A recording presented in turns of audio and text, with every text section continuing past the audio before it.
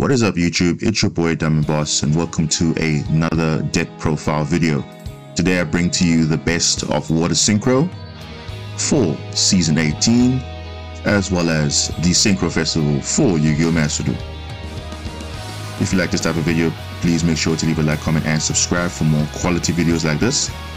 These guys do take a while to make, so I do appreciate if you spend the time of your day even just watching a specific part. I really appreciate it so much.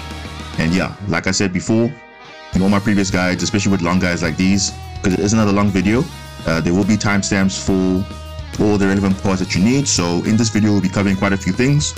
We'll be covering the deck profile on the screen. We'll be covering the test hands, as well as some of the engines that make up this deck, as well as some gameplay from Season 18 of Master Duel. There are some games which are before the ban list, which was implemented on June 8th. So you will see some gameplay showing before that, as well as some new gameplay afterward. So this guide actually took a while because I wanted to make sure it was ready, and also I was waiting for a few things to come out in Master Duel. So they actually announced the Synchro Festival when the new update came out. So I told myself, okay, rather let me hold on to the deck profile until we get to the Synchro Festival announcement, so that we know we have kind of a deck to work with to see, is it actually Synchro ready? Is most of the cards actually limited? And surprisingly enough, not all the cards are actually in this build are actually are not limited or in any way.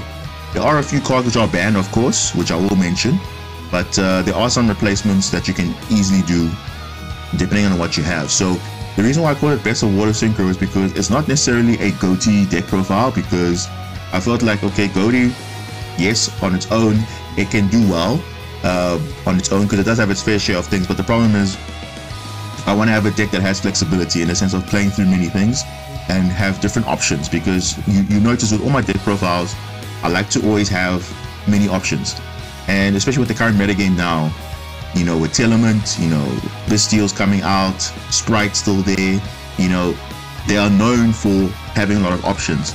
And even with Water Synchro, yes, Ghoti on its own can handle, but sometimes the gas does run out. So it's more of a, we play on your opponent's turn and then that's it. But on our turn, we don't do much. So I like to give flexibility with the Water Synchro deck. And for those who don't know, who are new to the channel, I did actually post almost a year ago to this day actually, the Water Synchro deck that I use in the Synchro Festival. So it's a bit of a homage to that, because obviously since then there's been a lot of new support that's come in the game, a new water support specifically, so it boosted the deck so much, and I think I'm having more fun now playing this deck more, because before there were so many plays we could have done but not too much. But now with the new Ghotis that come in and the new water support as well, with the Ice Jade, you know, the Sword Soul, you know, we got some cards that actually can come in quite clutch for us. So I really enjoy this deck a lot. And yeah, so speaking about the Synchro Festival, I mean, the Synchro Festival obviously you're going to have a lot of crazy decks now, because a year ago there weren't really much powerful decks apart from maybe Sword Soul, but Sword Soul wasn't at full power at the time. We had Virtual World, and now current day we have Ghoti, we have Blackwing, we have Sword Soul, although Sword Soul, no, he is limited to one, but it's still going to be pretty strong if you do a Worm Synchro build. So that's also cool. The Zombies is also going to be insane as well, because I don't think any of their cards are hit, if I'm not mistaken, but I have to just double check. But I know Zombies will be pretty insane. And then Blackwing's also, although they did make a few limits on some of the Blackwing cards, I think it will still be quite powerful. So yeah, it's going to be a very interesting festival, I must say. But of course, we obviously come with the best builds as far as we can, because again, you can see I like 60 card builds, because 60 cards just give me that flexibility of, okay, I don't want to rely on certain cards I see every time.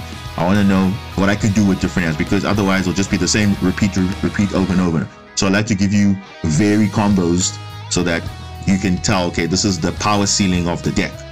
And definitely this deck does have a ceiling, but we definitely can make things work with it. So that's pretty much just a brief on the discussion of the Synchro Festival. But also in the ranked play, it actually did pretty good. It was also not too bad. There were some mirror matches, pretty good. I think it holds up its own. There are definitely some cards you can take out if you need be, but I think this is currently for the rank build. This is the best that I had. For the Synchro Festival, I have to see which cards are good or not, because I have to see based on the few games that I play in the Synchro Festival. So there might be a slight little update to the deck profile for the Synchro Festival specifically, but that, you know, will always be maybe a separate video for that, or I'll just throw in a link in the description below with this guide for the Synchro event build based on what I'm playing. But I have to play a few games to obviously see what works, and then I'll give you some feedback after that. So if you guys appreciate that, make sure to leave a like on this video.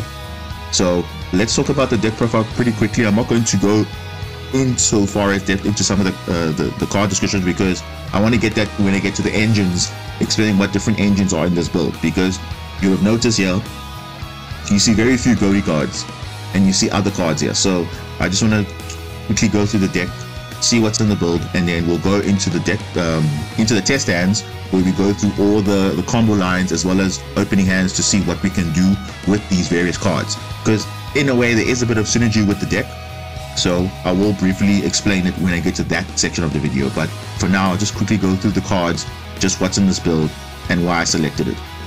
So of course we're playing a 60 card build, so, and we're playing a water deck, a best of water synchro, so of course no deck will be complete without Millen Glacier, the elemental lord of course.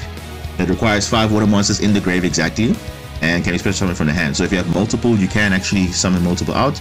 So what does this card do? Basically it's a hand loop, right? So what it does, it can't special summon, discards 2 random cards. You might have seen this combo before in my previous videos, but this card is just, it's insane. Obviously it can be a brick, it does nothing, but if you have 5 waters in grave, it is searchable all 4 of your dragoons.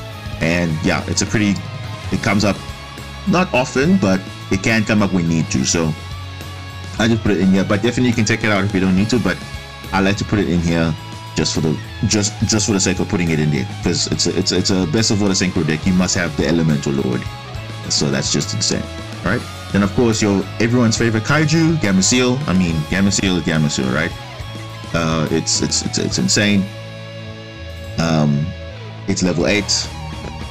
It's pretty good, and yeah, then nothing to say more about the kaiju. Then the mermails. There's a few mermails in the deck, but not really a mermail deck. So again, that's a part of the engine that I'll explain later. So we have Abyss Megalo, which is just going for game. Discard 2 waters, special summon from the hand. We don't have any Abyss Spell or traps in the deck, so that would have been useful, but we don't have any space unfortunately, so we don't run that out. But basically what it does, we contribute a attack position water monster, and it can make double attack. So that's pretty much what it's there for. So we don't need more than 1. Abyss Teus. If I could run 2, I would, but unfortunately I want to again limit the cards that I have, because again we don't have enough space to try and fit everything. Maybe for Synchro Festival I might bump this up to 2, but for the rank build this is only playing 1. So why is it so good? Because you can discard a water monster to special summon this card from your hand, and the nice combo to go with this is of course dragoons, right? Because that will trigger pretty much everything. Search pretty much any sea serpent you want in the game, and yeah, it has a lot of search targets. So we do run a lot of sea serpents in the deck, so it pretty much searches most of your deck, which is pretty cool. And it doesn't take up your normal summons, so you can, if they're disruptive for some reason, Dragoon's Respect will still trigger, then you can still start your normal summon plays afterwards, so it's pretty cool. Then we have General Rao of the Ice Barrier. So Ice Barrier is also a pretty good option in the Synchro Festival as well. I was hoping that they would have released the Synchro, the structure deck for Ice Barrier, because it actually was a while ago leaked in the files for some reason, but for some reason it hasn't been released.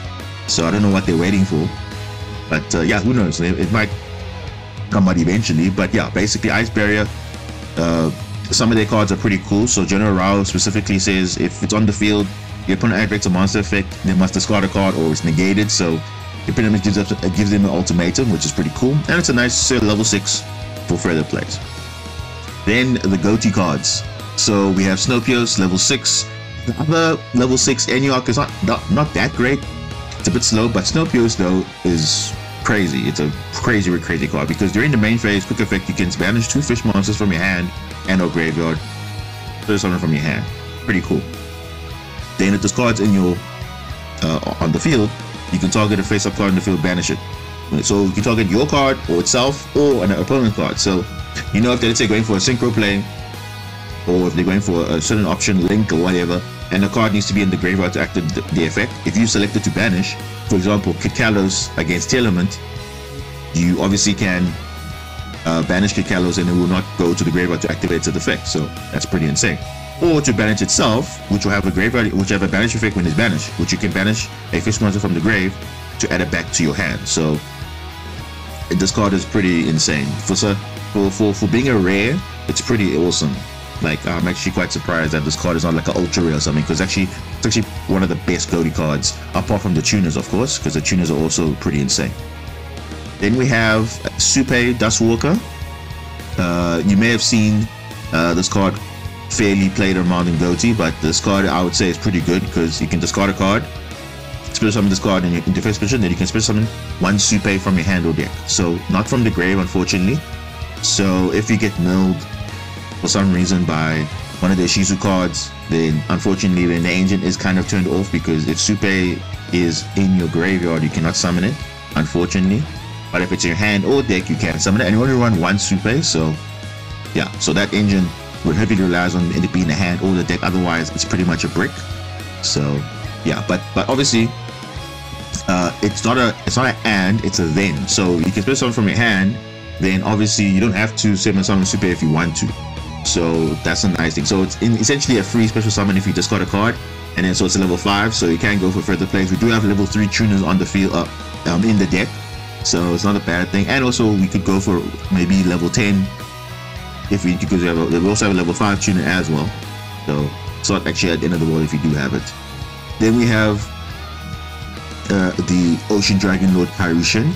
Now unfortunately this card is banned for the Synchro event, and it makes sense because if this card's on field, basically if this card within the event, pretty much people will be playing Umi Control, and Umi Control will basically just lock everybody out of play, because basically it says you cannot summon you cannot control a face-up non-water monster, only one. So if you're not playing waters, you pretty much can't summon anything other than the one monster you have on the field. So it pretty much shuts down most strategies, and I think Konami made a smart choice of banning this card for this spin specifically, because otherwise it would just be a Umi Control festival. And yeah, it's unfortunate, because I mean, it's not that it's overpowered, because people can work around it, but I do understand why it is maybe an issue. But yeah, in rank play it's insane, right? Because on top of your synchro plays, you can potentially lock out your opponent from playing it ultimately. So it's a pretty good card. So we obviously do run a small Umi package, so it's not too bad. So that's it for this card. Then we have the Ice J Tremora, which is pretty good in this deck, because especially if you potentially play around disruptions or play into disruptions, you know, it's a free bait for negates going second, especially. So it sends off from hand to grave, special summon any water monster from your hand, just to free up your hand a bit, just to see what options you have. So it's pretty cool. But then we have Abyss Shark. Abyss Shark is a free extender.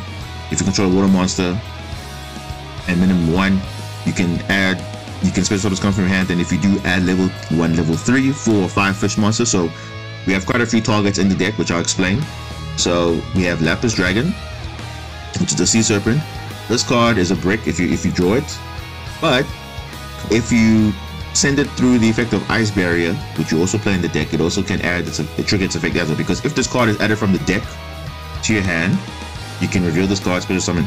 If this card is added from the graveyard to your hand, also by a card effect, you can reveal this card also and special summon it. So you can only use one effect per turn, only one, so you can't use both, unfortunately. So you either draw it, so you hard draw it, or you can add it to the graveyard through effective Ice Barrier. So unfortunately, if you draw it in your opening turn, opening like if you're going first, it is a brick, unfortunately. So that is the only way you can record that way is through Ice Barrier. But it's a pretty good card. Level 5 Sea Serpent, it's searchable off your Dragoons. So the combo will be with Dragoons will search, add the Lapis Dragon. Lapis Dragon will trigger its effect, special summon on field, and that's part of the engine that we'll use, which I'll explain later. Then we have Dream Shark. Dream Shark is another search target for the deck. Now you're probably thinking, okay, it's a level 5. Why are you adding this? Remember, this is just to start your plays, because sometimes you don't want to waste your normal summon on a card that maybe could be negated. So if Dream Shark is on the field, and unless you have a tuner on field, you can at least make a level 7. So you can do something with your plays. And worst case, it can be used as a synchro material as well. So it's pretty cool, because if you have no monsters or all monsters control water, you spend something from this card from your hand. So it's pretty cool, right?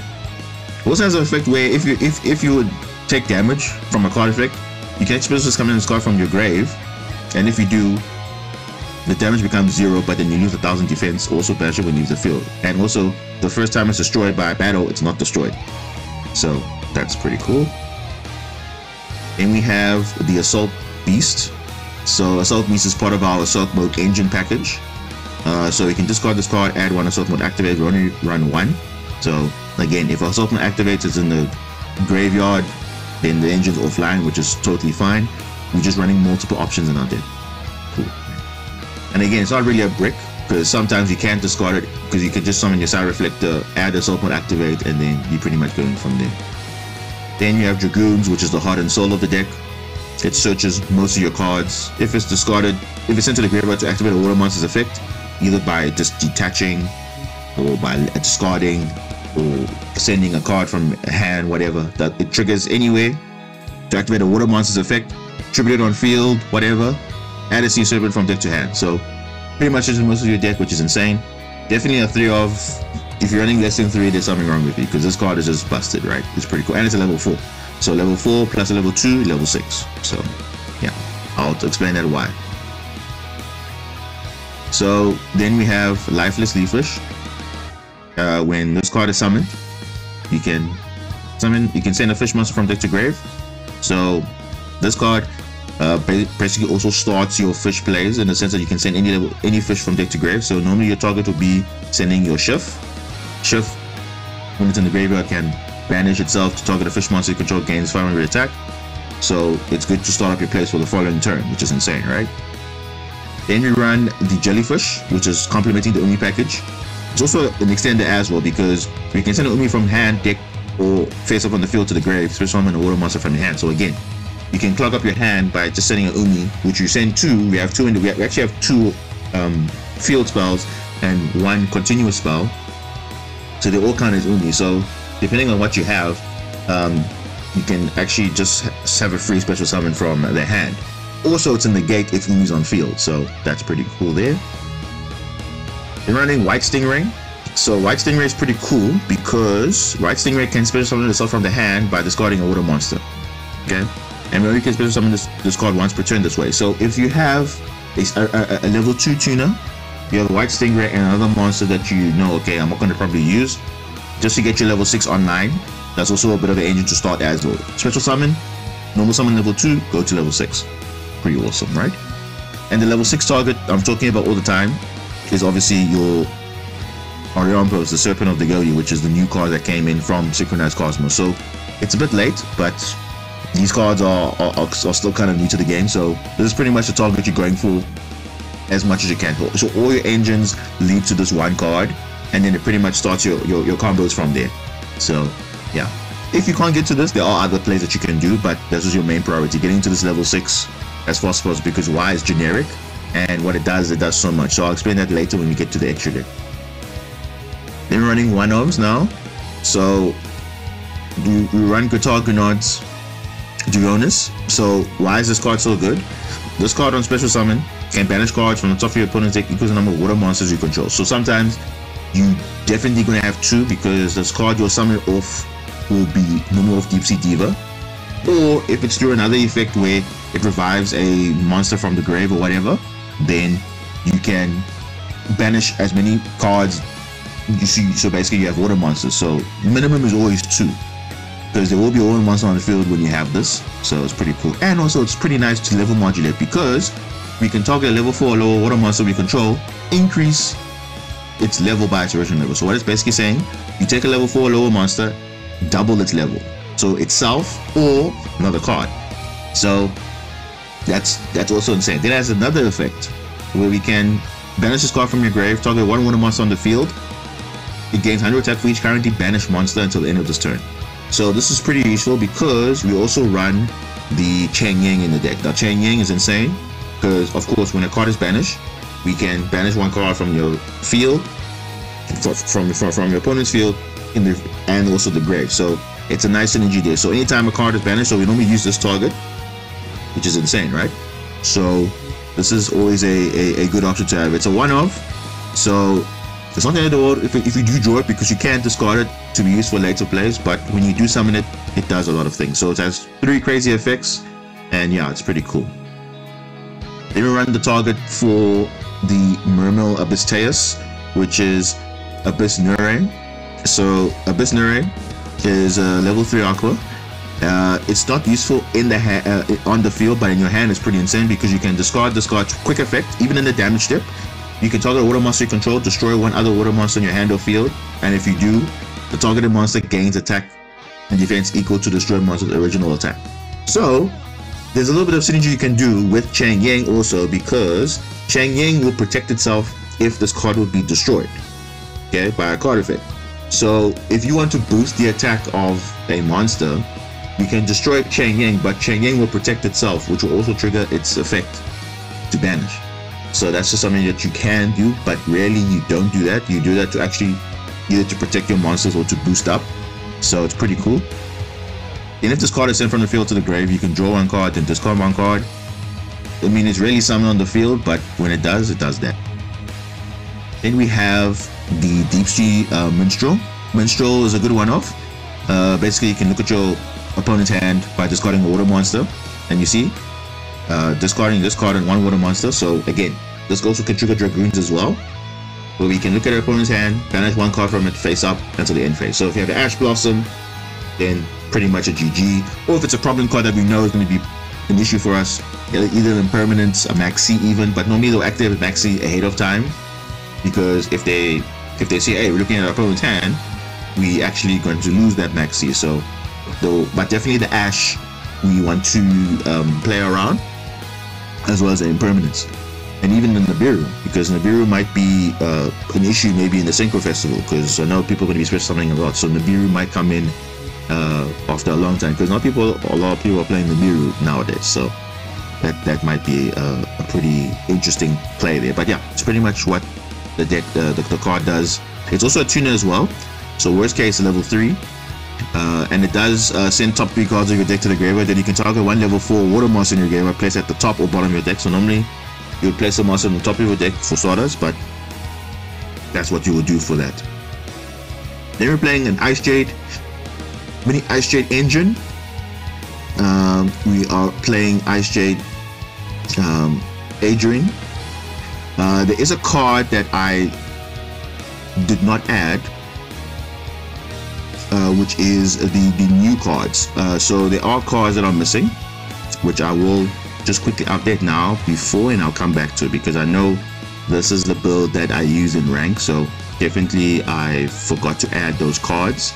So I'll just slightly amend that quickly, and then we'll come back to the profile. So I think this is the outdated build before the new support, and now the new support came, and now there should be new cards. So I'll quickly update this for you now. Apologies for that, guys. No, sorry, I thought I was looking at the correct list. I actually just went back and checked, wait, this is not the list I used when I was doing the replay. So I was about to say, like, why didn't I not talk about Ice Jade Creation Aerial Chassis, because that also is part of the engine that we need, because I'm talking about Ice Jade Adrian now, but then we're not talking about the level 7 target. So my apologies for that. So the card that I was supposed to include and take out was 1 less evenly match, and then put in this card. So this card is good as a target for Manifestation. Manifestation says if you control a water monster and your opponent has a monster on the field or in the grave, you can take an Ice Jade monster from your deck, either send it to the graveyard or special summon it. So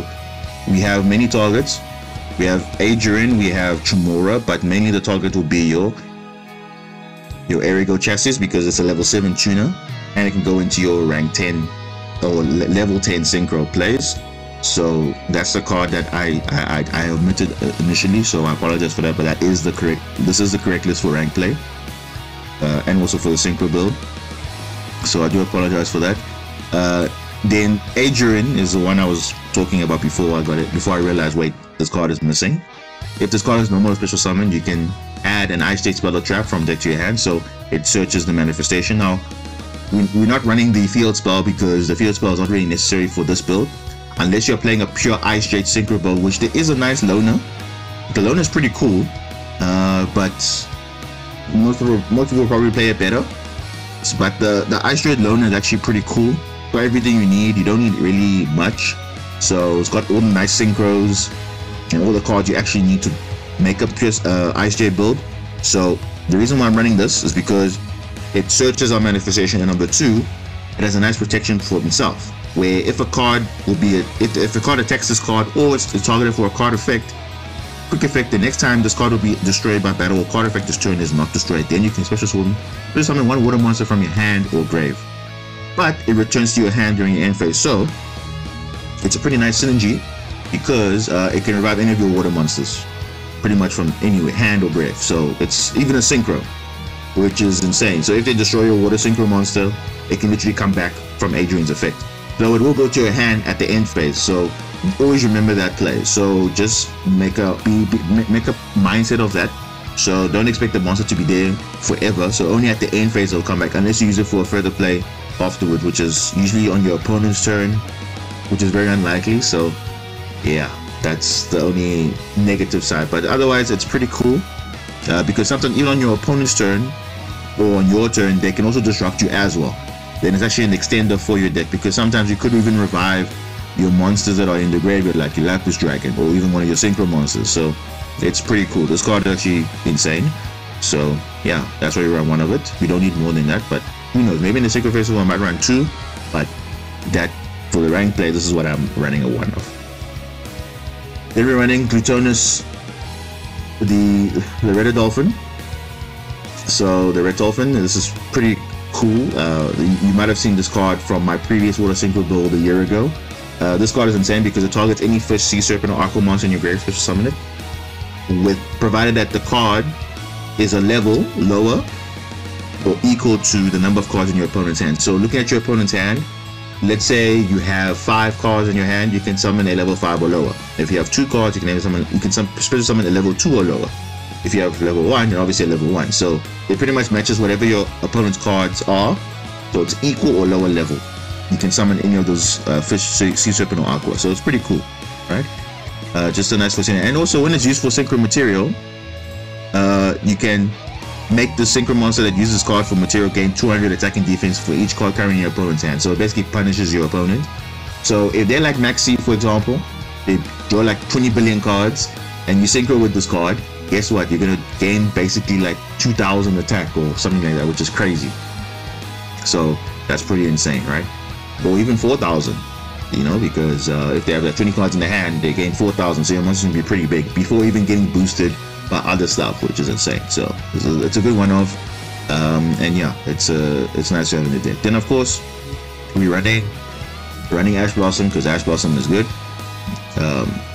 Again, you could run 3, but I think 1 is fine. I really don't depend on Ash, but obviously when it does come up, it can stop some players. But the board you're going to be having normally does the job, so you normally don't need so much Ash. But of course, people love their 3 Ash, so if you have 3 Ash, you can definitely take out some cards you don't need and put in 3 Ash. But again, you're trying to go more on your engine, not rely on hand traps all the time, because if your whole idea is to hide around hand traps, it doesn't really help you actually in the long game. So yeah, that's why I don't run many hand traps in the build, because I like to see access to more of my engine. So yeah. Then we have the cards behind the Hidden Gems of the Seafront. This card basically says I discard it, I get an extra normal summon in addition to my normal summoner set. Now be careful, this card does clash with another card. It clashes with this Atlantean Heavy Infantry. So you can, during the main phase, normal summon a level 4 lower Sea Serpent type monster.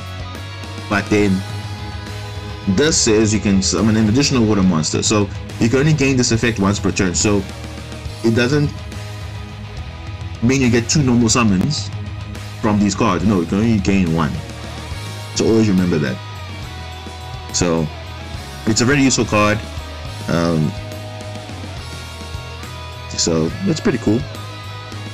Not too bad. The good one of is perfectly fine. Only more than that. And yeah, if it comes up, it comes up. But it just opens your lines of play. So it gives you extra plays if you want to do something else. Then Deep Sea Diva, another heart and soul of the deck. When it's normal summoned, you can special summon 1 level 3 or lower sea serpent from your deck.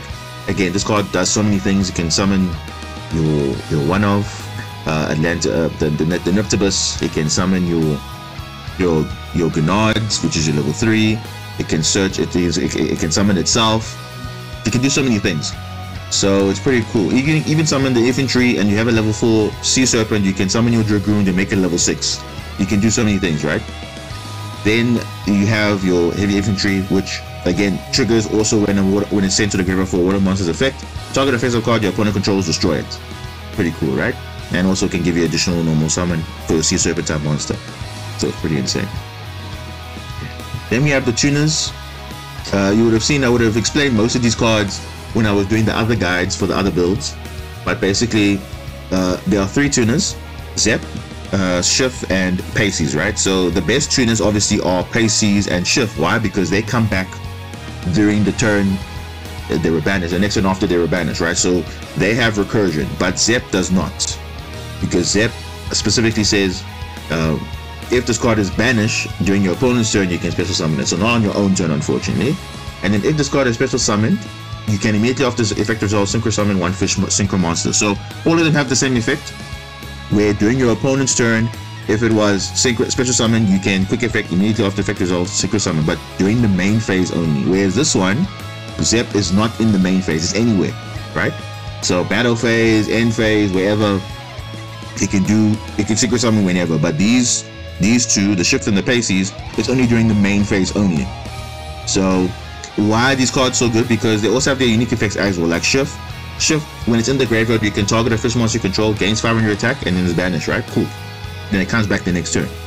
Paces is insane because it starts also your plays as well, because you can banish this card you control, normal summon it, banish it, special summon any fish from your hand. So you at least get your level 6 on 9, because if you summon the leaf fish, or you can summon the Abyss Shark, or you can summon your Snowpios, you can at least have a synchro play the following turn, right? Then you can obviously do the same thing like the others. You can quick synchro summon on your opponent's turn, and it also comes back, which is pretty insane. It doesn't have any effect on the graveyard, so always be mindful of that. But normally, the nice thing about these monsters is they can all be triggered with the effect of Snowpios, because Snowpios requires 2 fish monsters in your hand or grave. So on your opponent's turn, potentially you could do a turn 0 play. So what is turn 0? Where you play on your opponent's turn without even playing your turn yet. So if they're going first and you have Snowpios plus a Zep and any other fish, right? So you actually need Zep, because Zep can be summoned on your opponent's turn, and they can synchro summon on your turn. So in your opponent's turn, you actually can make a play before you even draw your next card, which is insane. So that's why it's called turn 0. So Ghoti can do that when it does come up. So that's the nice thing about it. Then we have one Neptibus, which also is part of our engine as well, because this will get you access to Lapis Dragon. That will also make you a level 6, which is your Orion Pose, right? That's not the only level 6 we have in the deck, but that's normally your main starter to get your main combos going. After that, everything else is additional, right? So that's also another engine that we use. Then we have Side Reflector, which combos nicely with our Assault Beast. So we can add an Assault Mode activate or one card that's specifically listed. So like I said, worst case, if Assault Beast is discarded for some reason, it adds Assault Mode activate already. Then all we need to do is just summon the Side Reflector, and then we pretty much have our Assault Mode play from there. Though it does take up your normal summon, it is still a good option to go for various plays depending on what you need. Then we have one Supay, like I said. So Supay is good for Dustwalker, of course. So you only run 1. So like I said, if it's in the graveyard, it doesn't trigger, but that it is what it is. But you do have an option when it does come. It makes basically now level 1, level 5 into level 6, and therefore there's your Orion Pose. So it's pretty easy, right? Then your flex spots, DD Crow. Now DD Crow in ranked is insane, but in the Synchro Festival, you can obviously have different options. You could maybe replace it with Droll or Nibiru for the Synchro Festival, but in ranked, I think DD Crow is fine. Though it may be changed later, but it all just depends how the meta is. So, but DD Crow is still a good card. It doesn't discard a monster or any card in your opponent's grave, basically. So yeah, it forces interaction if they don't do anything with it. But yeah, that's pretty much why it's there in the deck. Then we have Triple Tactics Talent. This card is insane. It's really good. It basically does so many things for your deck. Either draw 2 cards, take control of opponent's monster, use it for synchro plays, or look at your opponent's hand and shuffle it. It's really, you do that, but unless you're playing like competitively, but the first 2 effects are pretty cool. So in this deck specifically, drawing 2 is always good, so why not? Then Manifestation. If you control a water monster, like I said, and your opponent has a monster in the field or grave, you can take an Ice Shade, special summon it from your deck, or send it to the graveyard. So normally you summon it from the deck. Then if a face-up Ice Shade monster you control leaves the field by an opponent's card except for being destroyed, so either banished or sent to the graveyard by a card effect, you can banish this card from your grave, target 1 card your opponent controls and banish it. So it's pretty insane, right? Then we have Call by the Grave to stop our opponent from activating Maxi, Ash Blossom, those type of things, or even a draw, whatever it is. Then we have 2 Emergency Teleport. You can summon a level 3 or lower psychic monster from your hand or deck, not once per turn, but banish it during the end phase of this turn. So if you don't use it and it gets negated for some reason, then we obviously have an option, right? So unfortunately, that is the line we have with Side Reflector. So normally, again, if you have Emergency Teleport in your hand, it also starts your engine basically pretty much, because it doesn't take up your normal summon. If it gets disrupted, you do worst case have a level 1 tuner. And also you have a Supay Dustwalker, which is level 5. So either way, you will have a level 6. If for some reason you have Dustwalker, but you don't have Supay for some reason, you can go Side Reflector, which is level 1 tuner. Doesn't lock you out of anything. And it's pretty insane. And also has a nice effect. When Assault Mode activates in your hand, you can reveal it, then target a monster in your grave that specifically lets Assault Mode activate, so which is Assault Beast. Then you will change its level. You will increase it by 1 or 4, then you can special summon it. Then it pretty much easily level 6 or a level 8 or even a level 9, depending on what you need, right? So it's pretty insane.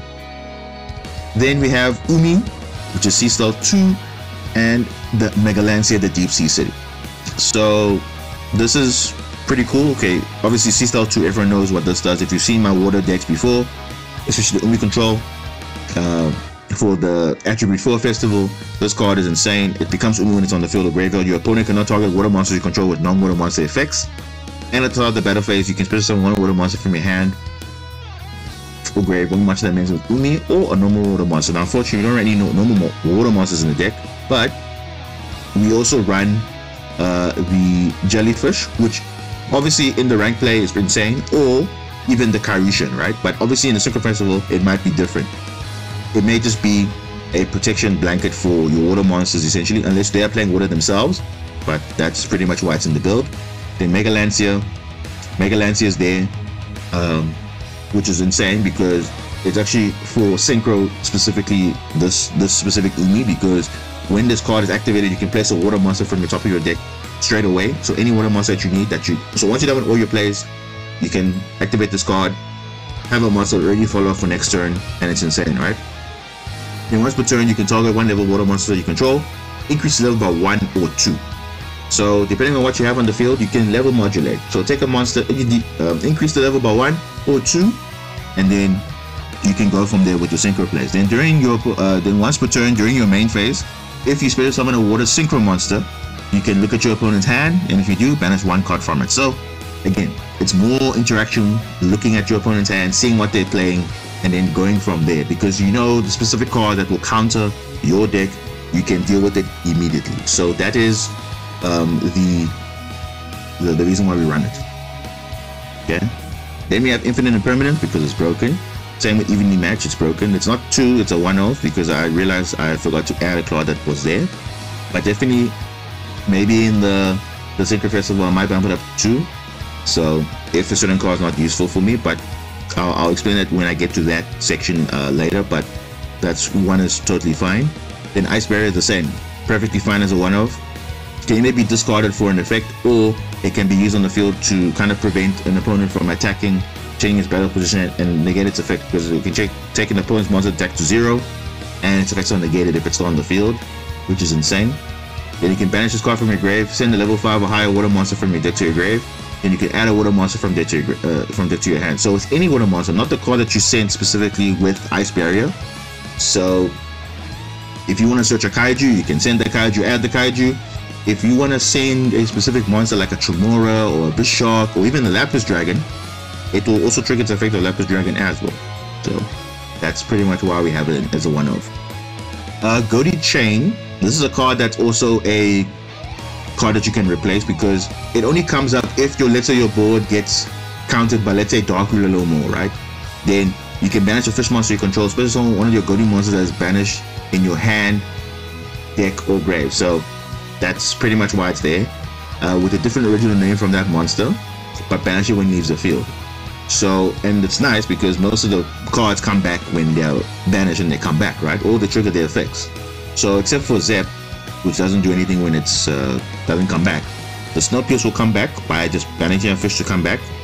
The other tuners will come back, and even your other Synchro monsters, if they have effect when they come back, they come back. So, but this card can be changed if you feel like it's not really useful, because I didn't really see this card come up at as much.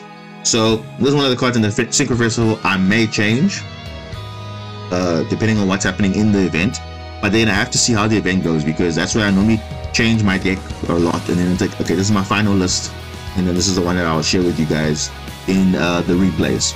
So that is why I'm just putting this card in there, because it's really just to counter Dark Rule a little more, which hasn't come up in my case, or just it's a problem monster that for some reason targets, and then I just chain it. Okay, we can banish it, and then we can replace that with another monster, and then we go from there.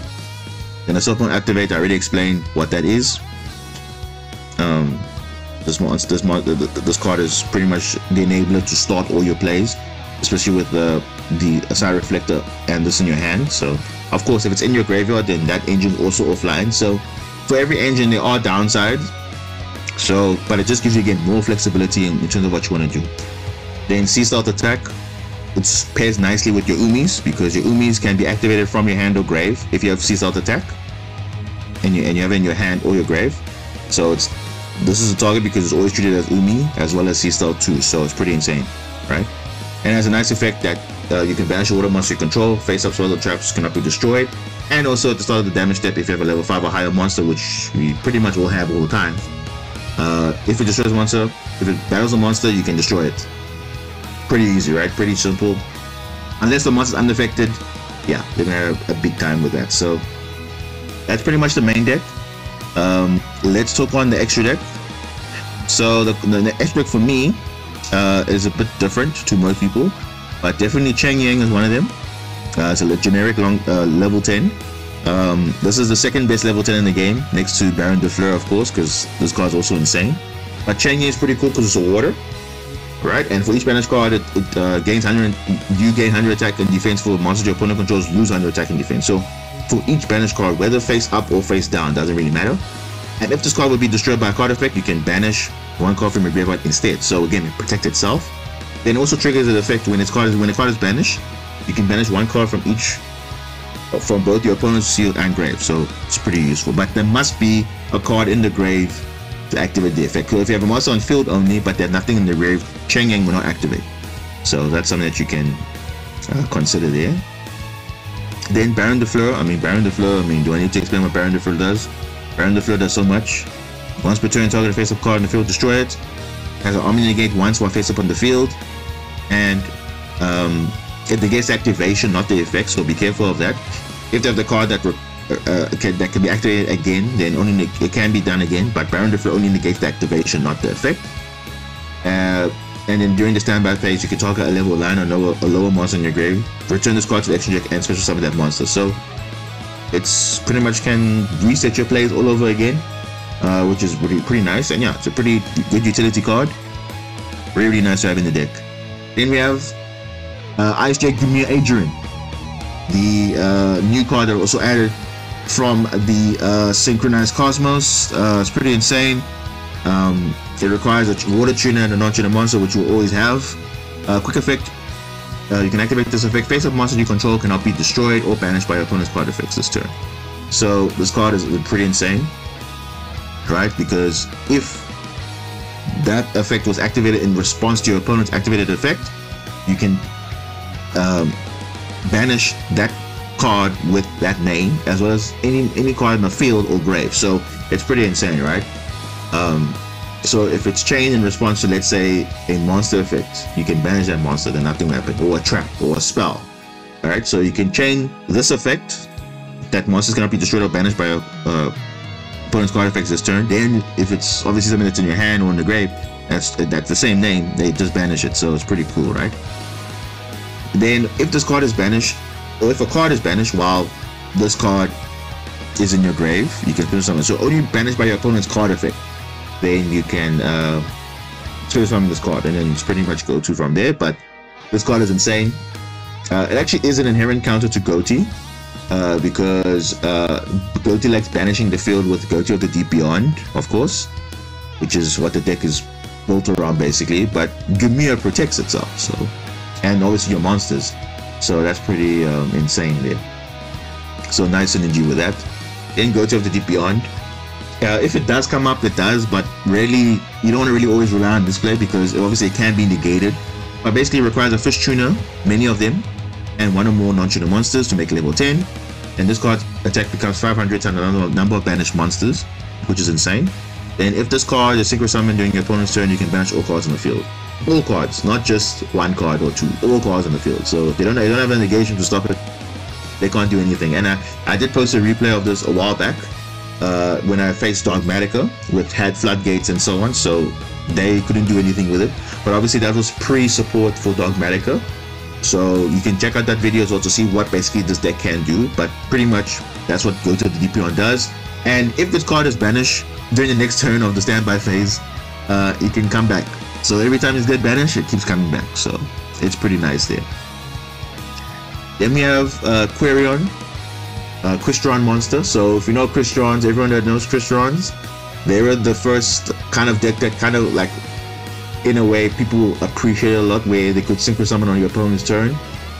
This is pretty much a insane boss monster. It's a water machine, level 9. Requires two or more tuners plus one non-tuner monster, of course. So it's a bit difficult to summon, but based on how many synchros running in this deck and tuners, we have many ways to get this card. Because basically, if you have two level 2s and one level 5, that's a level 9, and vice versa. So there's many ways to access this card. If it does come up, you can target monsters your opponent controls and your graveyard up to the number of synchro materials used for the synchro summon, which is going to be 3, of course, and you can banish them. And if the synchro summon card is destroyed by battle or card effect, you can target one of those banished monsters, or you can target a banished monster anyway to summon it to your field. So it's a nice recursion, because most of your cards will be banished. So if you can target their monster and whatever from any banish zone, it's pretty insane. So it's a nice utility card that comes up. If it does do nice things. But yeah, it's a nice level 9 to have in your deck, and I really like this card also. Then we have Dragite, level 8, generic Synchro monster. It's pretty insane. During your main phase, you can activate top 5 of your deck. That we normally don't use that effect because you're not playing Adamantipator. Because basically, how many rock monsters you activate, you can return that many cards in the field to the hand. You don't run any rocks apart from the card to hand. So obviously, wasting that effect just for that, I mean, it doesn't really come up. So the real effect is actually just used in its spell or trap negation. Because when your opponent activates a spell or trap card or effect, while a water monster is in your grave, which there will always be a water monster in your grave, there's no way there's no water monster in your grave, you can negate the activation and destroy it. So that's pretty cool. Then we have White Aura Whale. Also requires one water tuner and one non-tuner water monster. This card is insane, along with the other White Auras, because they all have effects where if this card would be destroyed by an opponent's card, either by battle or card effect. So whenever a card reads destroyed by an opponent's card, so you can even swing into it in battle, and basically it will trigger the effect. So by battle or card effect, and sent to the graveyard, you can banish one other willow monster in your graveyard, spirit summon this card, and if you do, it becomes a tuner. So any White Aura Synchro, except for the level 10, becomes a tuner when it's revived back from the grave, which is insane, right? So, and this card also, on Synchro Summon, you can destroy all the opponent's attack position monsters.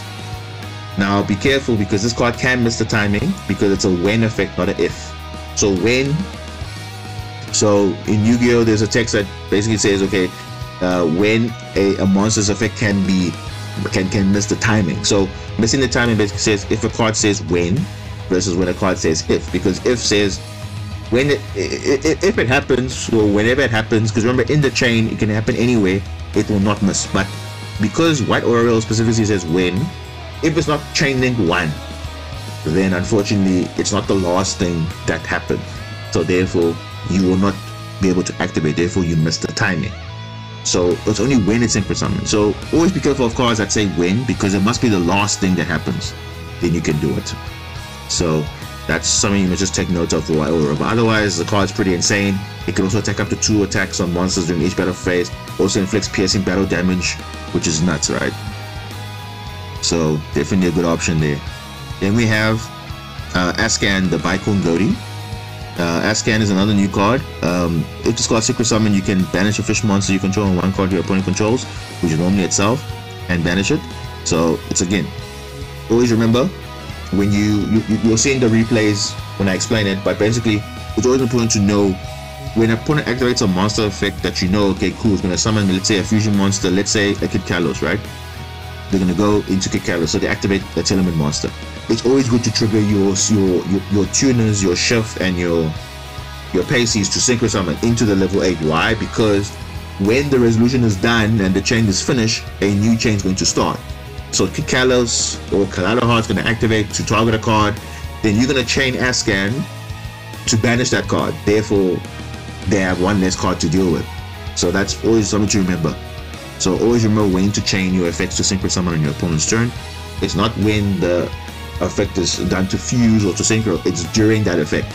So always remember that. Or if they want to go to battle phase, always good to, and they have attack position monsters, you can go into White Aura Whale, then you can destroy attack position monsters, and it's pretty much insane, right? Just to play out the negates, right? So that's a pretty useful card. Then obviously if this card is banished, you can banish a fish monster on your grave, special summon it from the hand, so it's pretty useful there. And then obviously it's a nice level 8, it's pretty cool. Yeah, nice card there. You might run 2, but 1 is fine for me. I don't have any issues with that. Then we have XL Synchro Stardust Dragon. It's generic, level 8, and it's called if this card is synchro summon. So you see here it's different from White Aura when it says when, and the same with the Ascan, because Ascan and XL Synchro say if, right? So whereas White Aura says when, so they will always trigger the effect whenever, right? So if this card is synchro summon, you can summon a level 2 or lower tuner from your grave. So it's nice because you can revive any level 2 or lower tuner, even a level 1 from your grave. So that's pretty cool. Then during the main phase, your main phase or the opponent main phase, you can quick effect tribute this card, special summon 1 Stardust Dragon from your extra deck. This treated as a synchro summon. Then immediately after this effect resolves, synchro summon using this monster you control as material. Then for the rest of the turn, synchro monsters you control are unaffected by your opponent's. Let me just get that card quickly. Yes, synchro monsters you control, summoned by this effect, are unaffected by your opponent's card effects. So that's pretty insane, because usually the target you'll go for is of course Stardust Dragon, because Stardust Dragon is in the extra deck. Then after that, you can synchro summon into any synchro monster you want, not necessarily level 10, any synchro monster, and that synchro monster plus Stardust Dragon, if you don't synchro with it, will be unaffected by your opponent's card effects. So that's pretty insane there with that. Then your Deep Sea Prima Donna, it's a pretty cool card, generic level 7, which is a synchro tuner, and this card, a lot of people when I use this card and they wonder why certain things don't activate, why doesn't it work? Well, this card says your opponent cannot target a synchro monster that uses card material with monster effects. So it's always good to go level 7 plus level 3, so your level 10, whichever you summon, is going to be unaffected by monster effects, pretty much. You cannot target it, right? Then it has 2 effects. You can target one of your opponent's banished cards, add it to your hand, or special summon 1 level 4 or lower water monster from your deck. And if you do, add their target to the hand, right? So how do you get opponent's cards banished? Well, like I said, we use the effect of the nods, or for some reason if they're also playing a deck that banishes, we'll just use their cards, right? That's fine. So Gnard also triggers that effect because it will banish cards up to the number of water monsters you control, so minimum 2.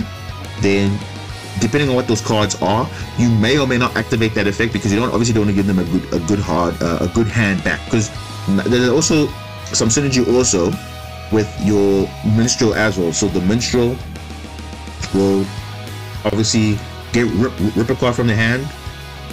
Then also your Megalancia will also rip a card from the hand, so you can just return it back and then you synchro from there. So that's pretty much why this effect is pretty much there for that. So there's many ways to get to it, and it summons any level 4 or lower water monster. So any. So depending on what you need, you can summon the card that you need and then go from there. But otherwise, that's pretty much why she's there. Then the other effect is when she's sent to the graveyard, you can target any banished card in your pile or your opponent's, shuffle it into the deck. So let's say it's an ice barrier that you want to recur back because you already used one of, you can return it back to the deck and you can go from there. So that's pretty much why we would run it. So it's pretty cool. Then the Wet Aura Dolphin is a backup, just in case for some reason you need more options to go into. This option is pretty cool because Wet Aura Dolphin can target a face-up monster your opponent controls. Its attack becomes half. So it can be crashed into and then it can come back again as a tuner as well, just like I explained before. That's pretty awesome. Then the Orion Post. This is pretty much the engine that you want to go to get to your level 6 as soon as possible. If for some reason you can't get to level 6, you do have other places that you can go to, which I will explain in the replays and so on. But your main target obviously is to go to the level 6. And why is this card so good? Because if it's Synchro Summon, you can banish a level 6 or lower fish monster from your deck. So what are the targets? Well, it depends what's in your hand. So Pisces, Shift. So these are normally your targets because on the following turn, they must come back, right? So those are normally the targets that you go for.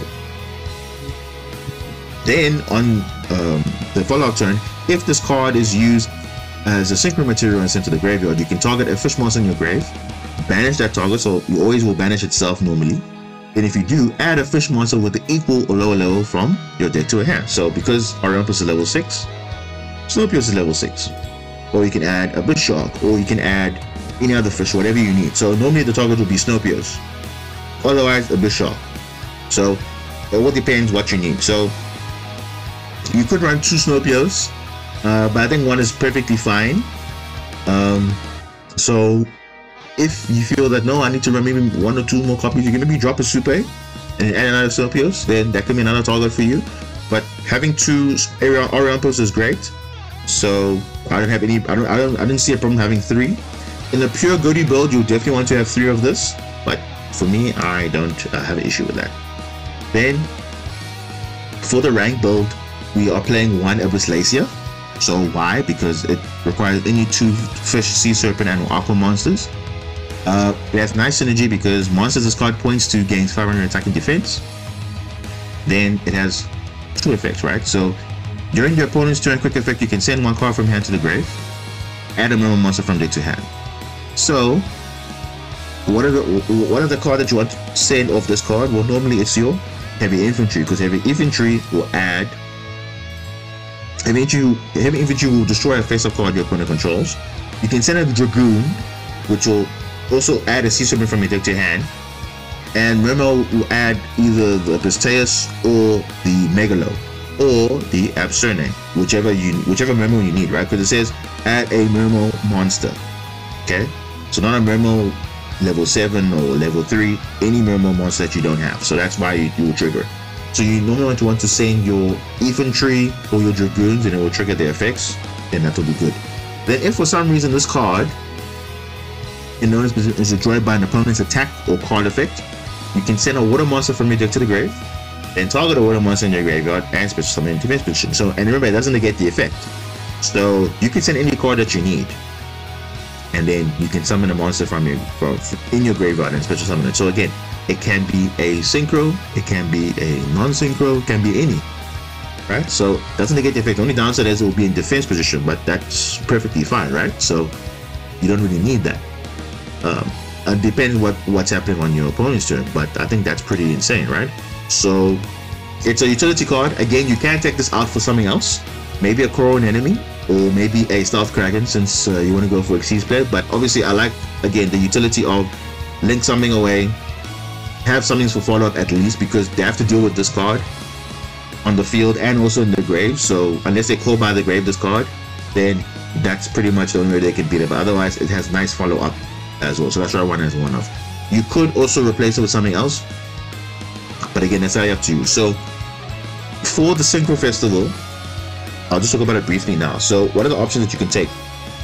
Since now Abyss Lacey obviously is banned because she's a Link monster, so what options can you run? So you can run the Bionic, it's a level 6 as well, where you can discard any number of cards to the grave and target that monster's same cards your opponent controls, return into the hand. You could run the Right or Monoceros, which can revive a fish monster, any fish. So it's pretty insane. You can also have the Ghoti, the Dragon of the Ice Barrier as well. You can discard 2 cards in your grave, and then target those same numbers your opponent controls, destroy it. There's also the Navy Dragon Mech, which also is a level 9, which basically can target face-up cards your opponent controls up to the number of tuners in your graveyard, negate those effects until the end of the turn. So any face-up card. So that's pretty cool. Even spell on trap, so it's pretty insane. And if this card is destroyed by card effects into the grave, you can target a tuner in your grave, add it to your hand. So that's also a good option there. Then if you're running the Ice Barrier, then you obviously have your Trishula and your Trishula Zero Dragon. So I don't know why the structure is not out, because I definitely would have run the Ice Barriers also in my build, but hopefully when that comes soon, then I'll definitely will provide you guys an update. But yeah, these cards are also good options as well. This one floats into the Trishula and it gains 3,300 attack. Oh, not gains, it becomes 3,300 attack. And then this card on Synchro, but obviously this card obviously will be summoned from the extra deck, but it won't be counted as a Synchro summon, so always be careful of that. If you use Trishula Zero Dragon and you summon Trishula, it's not going to trigger the effect to banish, because it says only when it's Synchro summon, then you can banish one card from your hand, field, or graveyard for your opponent, right? And the card at hand obviously is at random. So yeah, that's pretty much what Trishula is there for. Another good option you could run in the deck also, which I might do for the festival, is Assault Synchron. So Assault Synchron is a level 2, and during the main phase you can special summon this card from your hand, then take 700 damage, which is totally fine. Then you cannot special summon monsters from the extra deck except Synchro monsters while this card is on the field. So of course, if you Synchro with it, then you can do something else. So it's a free extender, doesn't require anything. So if you have a level 4, and you can have a level 2 like Assault Synchron, gets you level 6. There we go. And the nice thing about this is, if a face-up Dragon Synchro monster is distributed or banished, you can banish this card from your grave, then target one of those monsters, special summon it. So it can actually revive back your Excel Synchro Stardust Dragon. So that's a nice thing to do. So maybe you could run it for the Synchro Festival specifically, maybe take out some 2 cards. Like, you know, like let's say you can drop the Soul Mode package, you can put a Soul Synchron in there. That could be an option for you as well. And at least you have some space there as well, because you only need 3 of this. Then at least you can do something with your Synchro plays at least.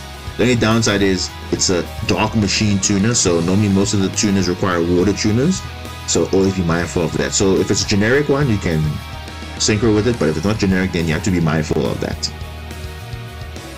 Then we have the Cryomancer and the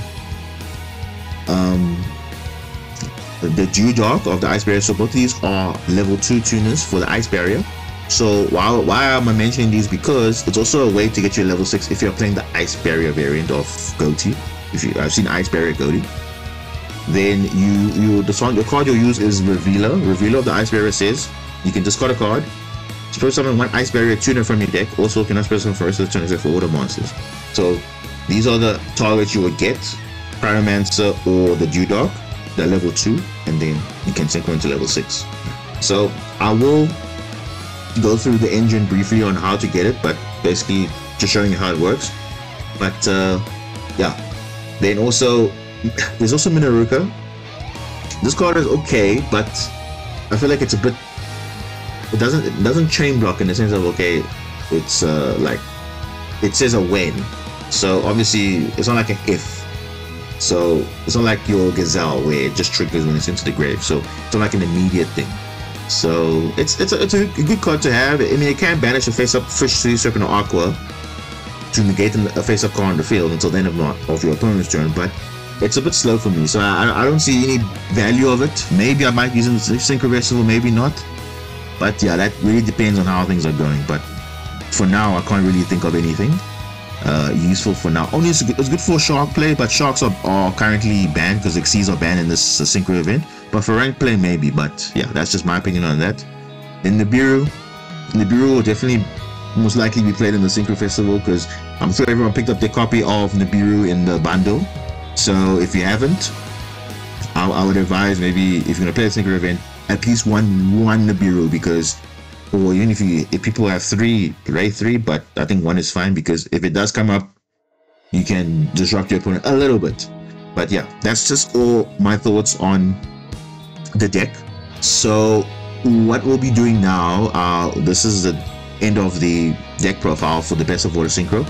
I'm gonna go through now with you guys the engines that run the deck and how to get your level 6, because the whole goal of this deck is pretty much, once I get my level 6 and I banish a first monster, which is either a Pisces or Snow or Shift, what do I do after that?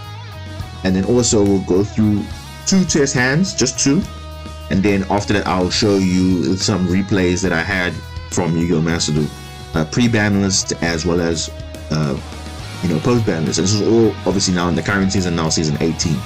So I hope you appreciate that part, but like I said, I will leave timestamps in the video for each specific part, so stick around. Otherwise, thank you so much for watching.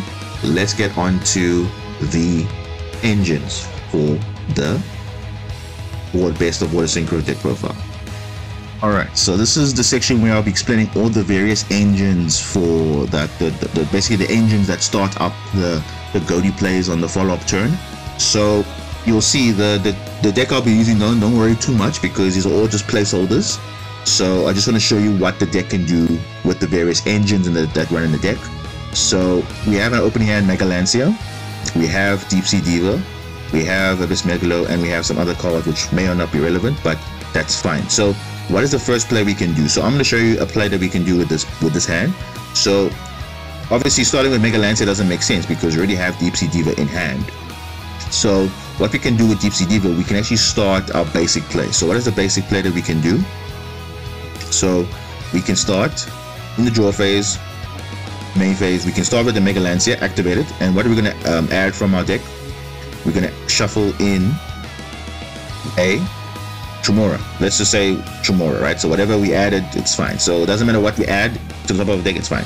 We're going to start with Deep Sea Diva, because Deep Sea Diva has an effect where we can, on normal summon, special summon level 3 or lower, see separate from your deck. And remember, it's only once per turn, and also can summon itself as well. So I'm going to show you the play with the Gnods. So the Gnod's going to be summoned from this effect, and Gnod's effect's going to summon because we have 2 water monsters on field. So it doesn't exclude itself, it includes itself. It will trigger its effect. And also the effect of Deep Sea City is going to activate as well. So here, I'm not going to show you the effect of Gnods in this case, because obviously we don't have any opponent here in this case. So when we have an opponent, I'll show you what you can do with the Gnods and the Banish play. But for now, I'm just showing what Mega Lancia can do in this deck. So currently we have a level 2 and a level 3, right? So all we need is a level 6. So I'm going to use Mega Lancia's effect to increase the level of Deep Sea Diva by 1. So we're going to increase the level by 1, and now we have a level 3, which doesn't show on the replay, but basically have a level 2 and a level 3 and a level 3 into the level 6. Then the level 6 will go into the Pisces, and that pretty much ends the combo right from there, right? And then that's pretty much it. So what did we achieve? We have the Pisces that's going to come back next turn, and also we have the Snowpios, which can be used for level 8 plays, and also potentially into level 10 plays. So that's just showing you the basic interaction with the Mega Lancia, right? So let's show you another combo with the Deep Sea Engine. Okay, cool. So this is the line with the Deep Sea Engine. So again, don't worry about what's in the hand, because I just want to show you what we have when we have an opponent. So our opponent has some cards, so we can actually banish some cards up to the number of monsters we control. So this is pretty much getting you your level 10 turbo. That's what I like to call it. So Deep Sea Engine into level 10 turbo. So what's going to happen here is we're going to explain it very quickly. We use Minstrel. to discard. So we use minstrel to discard the Pisces, right? And because we did that, we actually banished a Deep Sea Diva, a random card from their hand, which is fine. You could also do this with Grenades as well. So you'll see Grenades effects on activate now to banish an additional cards. So it's going to banish again. So you see it's banished 2 cards. So remember, we control 2 cards. So banish a Megalo, banish the Leaf Fish. Doesn't really matter what they banish. It's fine. Then we're going to use the Grenades effect again to level modulate the Deep Sea Diva from a level 2 to a level 4. So now we're going to have a level 4 and a level 3. And that will go into our Deep Sea Prima Donna. And again, Deep Sea Prima Donna is a level 7 Synchro tuner. And now we have banished cards in the opponent's graveyard, opponent's banish zone. We can talk about those banished cards. Obviously, you're not going to banish a card that is key for them, like a Maxi or Ash Blossom or whatever. But if it's like a card that, okay, yeah, you can deal with, return it back, then you can special summon a level 4 lower monster from your deck. So that's the effect we're going to use now. Let's return the Leaf Fish, let's just for argument's sake, and we chose the torch to special summon. And now I'm going to special summon the Adrian. It can be any level 3 you want, but I like to search for Adrian because it also has that effect to summon a water monster from hand or grave if it's targeted by a card effect, let's say an impermanence or whatever, right? So we can use Adrian's effect to search for a manifestation, but obviously we're not going to do it in this case, just showing you what the level 10 turbo is. And we can go into our level 10, which is Chang Ying. It could be Gamir, it could be Baron de Fleur, because remember, we're not locked onto any water monsters or anything like that. We could have summoned Baron de Fleur if you wanted to, but I just show you that, okay, we can summon any level 10 that we want to, basically from there, right? Which is, we chose Chang Ying in this case. And then that pretty much is concluding that. So you can see we just started from basically 1 card and we moved on from there, right? So currently, let's talk about the other engines that we run in the deck as well, which is the Assault Mode engine. All right, so what is the Assault Mode engine all about? It's normally from 1 card, Emerging Teleport. Emerging Teleport is going to give us Side Reflector. Side Reflector is going to add the Assault Beast. Assault Beast is going to discard itself to add Assault Mode Activate. Assault Mode Activate is going to activate with the Side Reflector to reveal the Assault Mode Activate, target the Assault Beast because it specifically lists Assault Mode Activate, revive back, and modulate its level by increase it by 1 because it'll be a level 5, and then we have our level 6, and then we go from there. So don't worry about the Supay, the Pisces, Lifeless, and all that. Don't worry about this. Just worry about the 1 card that we have. So here, as you can see from the replay, we're going to teleport into Side Reflector. Side Reflector is going to add its Assault Beast. Assault Beast is going to discard, add the Assault Mode Activate. Use the Assault Beast to reveal it, increase its level by 1, and it becomes level 6, and we banish the Pisces, and that's the end of the Assault Mode engine. And remember, our normal summon was not used in this case. So that is our normal summon to be used for other stuff. We also have another engine in the deck which we also run is the Supay engine. So I'm going to show you guys how to deal with the Supay engine now. So this is again the same thing, using the exact same hand, but now not showing you the emergency teleport, now it's showing you the Supay engine. So I know that we can discard any card that we want. So let's say for argument's sake, we don't like certain cards that we need, or we just feel like, okay, no, it's fine, it's a free discard. Supay basically says discard a card, special summon yourself from the hand, then you can summon a Supay from the hand or deck. And what does it achieve? The exact same thing. So let's see what this replay does. We discard the Leaf Fish, summon the Supay, level 5 and 1 becomes level 6, banish the Shift, because why? We have the Pisces in hand. Always remember, so the monster that you will banish depending on what you need. So I like to normally banish the Shift, but because I have Pisces in hand, I also banish the Shift as well. So Shift will come back on the next turn, we'll Synchro summon, then the level 6 will banish itself to add the Snowpiercer. Then now Snowpiercer and Pisces is going to be banished from the effect of Snowpiercer, and then again both of them come back on the following turn. So that's pretty much why we do it that way, so it's easy for that, right? So that is the so I've shown you the Deep Sea engine, I've shown you the Turbo engine with level 10. I've also shown you now the Supay and the Assault Mode engine. I'm going to now show you the Atlantean engine. So what is the Atlantean engine all about? Well, remember, the Atlantean engine is all about getting your level 6. So how do we get to level 6 around post as well? Well, there's two ways, right? But in this replay specifically, I'm going to show you just from Neptibus himself, right? And remember, the effect can be negated because remember, it's a cost to send a water monster. Because it says in the effect, you can send one Atlantean monster from your deck to the graveyard, except itself, add an Atlantean card from your deck to your hand. So remember, it's not an Atlantean monster, it can be an Atlantean card. There are some Atlantean cards in the deck, but we don't run. We only run the monsters, right? From your deck to your hand. And then if this card is sent to the graveyard to activate water monster's effect, we can target a Atlantean monster in the grave to summon it. That's fine, no problem. So what are the targets that we're going to search? We're actually going to search Dragoons.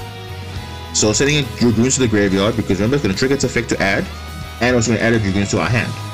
So let's see what happens, right? We're going to normal summon the Neptibus, send Dragoons, add Dragoons, and then Dragoons is going to activate to summon, or to add the Lapis Dragon. Now remember, Lapis Dragon, as you can see here, is going to trigger its effect because why? It was added from the deck to your hand.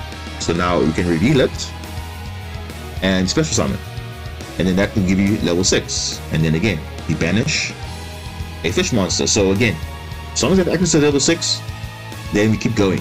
Obviously, we're ignoring whatever else is in our hand, but basically it's just giving you the basic line. And the nice thing about the Neptibus one, it can get negated by impermanence.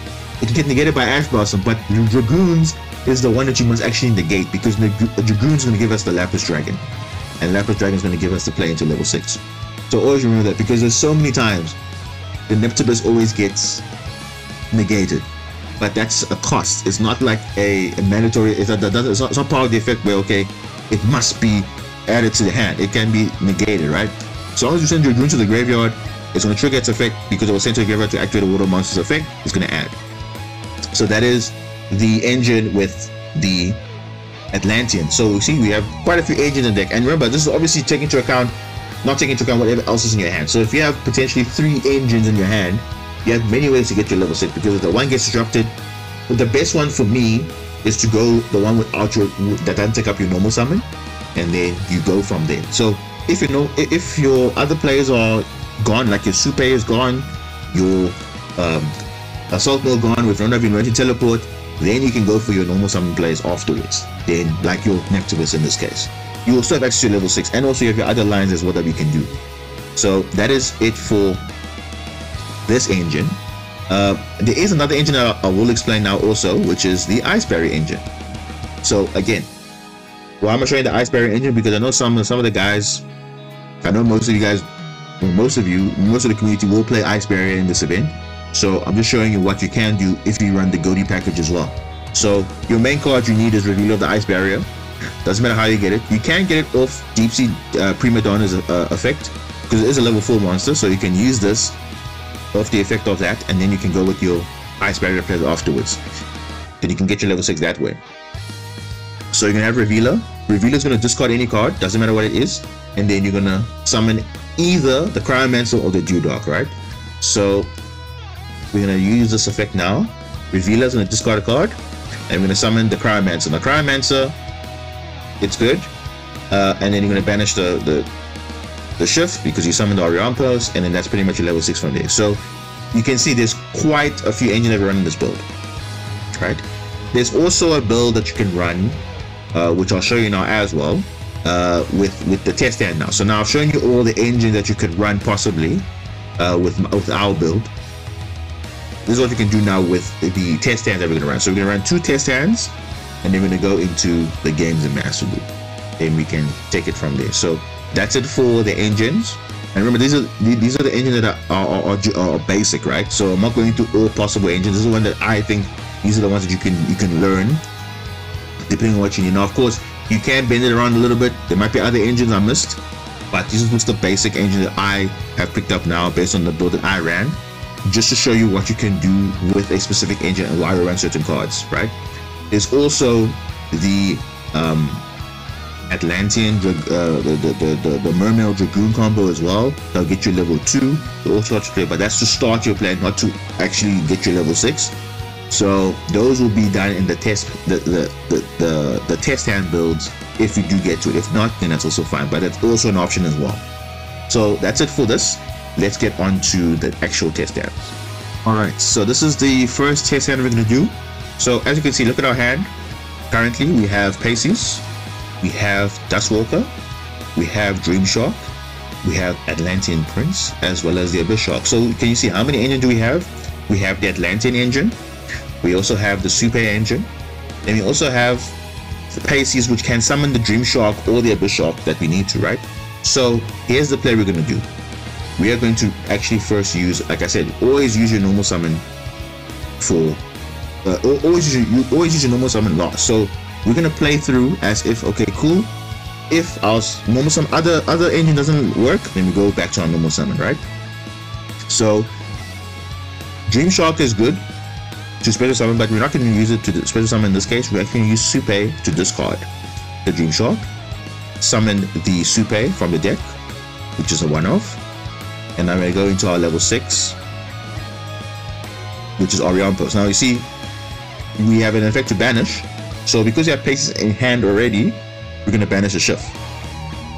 Right, we're going to banish a shift, and now we actually are done with the Ghoti engine, so that it basically online. So now everything we do now is extra. So what can we do with this build? Well, we can do two things. So we can actually go into Abyss Shark. We can special summon itself from there because control a water monster. We can actually activate. Look, we can activate, right, to summon the either the Leafwish or the Stingray, right, which can also be a free special summon as well, right? But it's not necessary here. So here's what we can do. We can actually go for the alternative play, right? So I'm gonna add, for argument's sake, I'm gonna add the Glutonus, right, because it's a one-off. Okay, cool. Then we're gonna use the effect of the Pisces, right? Then now obviously it's gonna ask you, do you want to do a level 6? Do you want to do a synchro play? We have Prima Donna, we have Bicorn, we have Vat Aurel, and we have the Rise and Dragite, right? So because you're normal summoned here, we can actually see what's in our graveyard, right? We can target a Dream Shark, which is level 5, okay, to go for our play. So here's the part that we're going to do. We're going to keep Orion Post, we're going to keep the Abyss Shark, we're going to banish the Pisces, summon the Glutonus on field, and remember Glutonus effect has when you can target a fish, sea serpent, or aqua monster in your graveyard equal to or lower level number of cards your opponent has. So how many cards does our opponent have? 1, 2, 3, 4, 5. So we can summon a level 5 or lower monster. So currently we could just synchro with the Abyss Shark, right? But let's say for argument's sake Abyss Shark was not there. We can actually activate the effect of Glutonus, summon back the Dream Shark. Okay, so this will protect itself from battle, right? Because obviously it can't activate its effects. Because obviously it says it cannot activate the effects this turn, but next turn it will be live, right? So now we can go into another level 8 synchro. So we can have Dragite, or White Orwell, or the Bicorn. Now obviously we're going to make the Dragite here because remember we're trying to set up our plays for the follow-up turn. And remember our space is going to be quite limited with our Master Zone. So here we're going to use the Glutonus, and now we can use any of the level 5 that you want. So I'm actually going to use the Abyss Shark because Dream Shark has an effect that cannot be protected. It can protect itself from battle. So 2600 defense is pretty much all you need. So I'm going to put this Dragite in the main monster zone. And now the effect of Glutonus is going to activate because I had 5 cards in hand. It's going to increase Dragite's effect by 1000. 200 attack and defense for every card in your opponent's hand. So that's 1000. So Dragite has 4000 attack. And it has Spell and Trap negate, so it's pretty insane, right? So obviously it can be destroyed if they have a 4000 attack beta, because obviously Spell and Trap we can negate. So if they want to Regeki or whatever, or even the match, we can negate it, right? Then we also have follow up for the next turn, because we also have a Atlantean Prince in hand as well, and you have Dream Shark for protection or battle, and Ghoti will be used around post for Synchro summon for next turn. So this is the end phase, and now watch the Pisces, and the shift will come back. So always make sure you have enough space to summon these monsters. Otherwise, you put the Dragite in the extra monster zone, then you have more space to go. So currently, you're going to see what the opponents do. Let's say, for argument's sake, they normal summon. Okay, so I always wait for them to normal summon, so I know they have no further plays afterwards, right? So we can activate 2 effects. So I'm going to actually use the effect of Pisces, and then I'm going to summon into our White Orwell or the Ascan. Now I know if you're playing Ghoti, it's not good. If you're playing the Mirror Match, to not use Ghoti and banish their monsters because they're going to come back. The best case is actually to destroy them. But in this case, let's say they're not playing Ghoti for argument's sake, we're going to normally go for the Ascan play. Okay, now we're going to have two effects triggered, because the first one's going to be the Orion Post, where we can target itself. Okay, target itself to banish, and then we use Ascan's effect to target a fish monster we control, which is itself, and banish the monster that they control. Cool. Then we're going to leave the effect for the shift, and then we're going to add our Snowpiercer. And now Ascan's effect's going to activate by banishing the Pisces, because it's going to come back the next turn. And now remember, Snowpiercer is not live, because remember we have two fish monsters in grave. So we can revive back the Ascan. So now what is the play here? Now you could go for the level 10 Ghoti or DPon, but I remember the Draga is going to be banished as well. So there's no point summoning the Ghoti or DPon if you have no other plays. What we can do is summon, just do nothing. Literally just nothing, because remember, we only have Pisces banished. So Pisces is going to come back next turn, then we have even more follow-up next turn. So that's the end phase, right? We're going to do nothing, and then we're going to allow Pisces to come back next turn. Cool. So now this is our next turn now. So here's what we can do follow up now. So here we can actually do a bit of options. So we're done with Ascan. We can go into Quarion. Remember, like I said, guys, we have level 5, and we have our 2 level 2 tuners. So we can easily go into our level 9. So I'm gonna just do that now. So level 5 with our 2 tuners over here can go into our Quarion. Now, because there's no monsters in the graveyard or field, we cannot obviously use the effect to banish, but basically I'm just showing you that it is possible. Then we're going to use the effect of the shift to increase our attack boost for the Ascan, which is not really needed because you pretty much have gain from here, right? And I'm just going to show you again what you can do with a certain engine. So obviously we're going to use the Snowpiercer to banish 2 fish monsters, because you have plenty of fish. As you can see, we have plenty of fish here. And then we pretty much have endless opportunities from here. So pretty much here is pretty much game. We just attack. We have so much follow-up because we're not even using the cards that we have even in the graveyard, because Snowpiercer has infinite fish to banish, so they'll come back with the Pisces. And then we also have Ineptibus also for the other engine, and also we have Minstrel to look at their opponent's hand and discard a card we don't need. So we pretty much have game from here. So this is kind of the lines that we can do when we have not just Ghoti but also other lines as well. So that's just showcasing to you the Pisces engine as well as the Supay engine. So that's pretty much what we can do with this hand. So this is it for this test hand. Let's do one more test hand before we get into the gameplay. So here, this is a different hand that we have. So this is the last test hand we're going to be dealing with before we get into the gameplay. So what we have here, we have a Marine Teleport, which is good. We also have the shift, as well as the IJ Creation Yugioh chassis, which again unfortunately is a brick, because the target would be of manifestation would be to target this card, but it's in our hand. But it's not that bad, but obviously we would like to be in the deck. Then we have Ash Blossom, which is good for Maxi or whatever. Then we have a Bishark. So what's the first thing we have to do? Again, not use up your normal summon. So because we have Marine Teleport in our hand, we're going to try and bait Ash. So let's say it gets Ash. Okay, cool. We're going to use our effect of Ash. Okay, cool, gets negated. Alright, perfect. We're going to normal summon the Fairy of the Ghoti. We're going to add summon with their Bishark. Okay. Now remember, we can add at level 3, level 4, or level 5. So because we have a water monster in our hand, which is Ice Created Yugioh chassis, we can now actually add the White Stingray or the Dream Shark, right?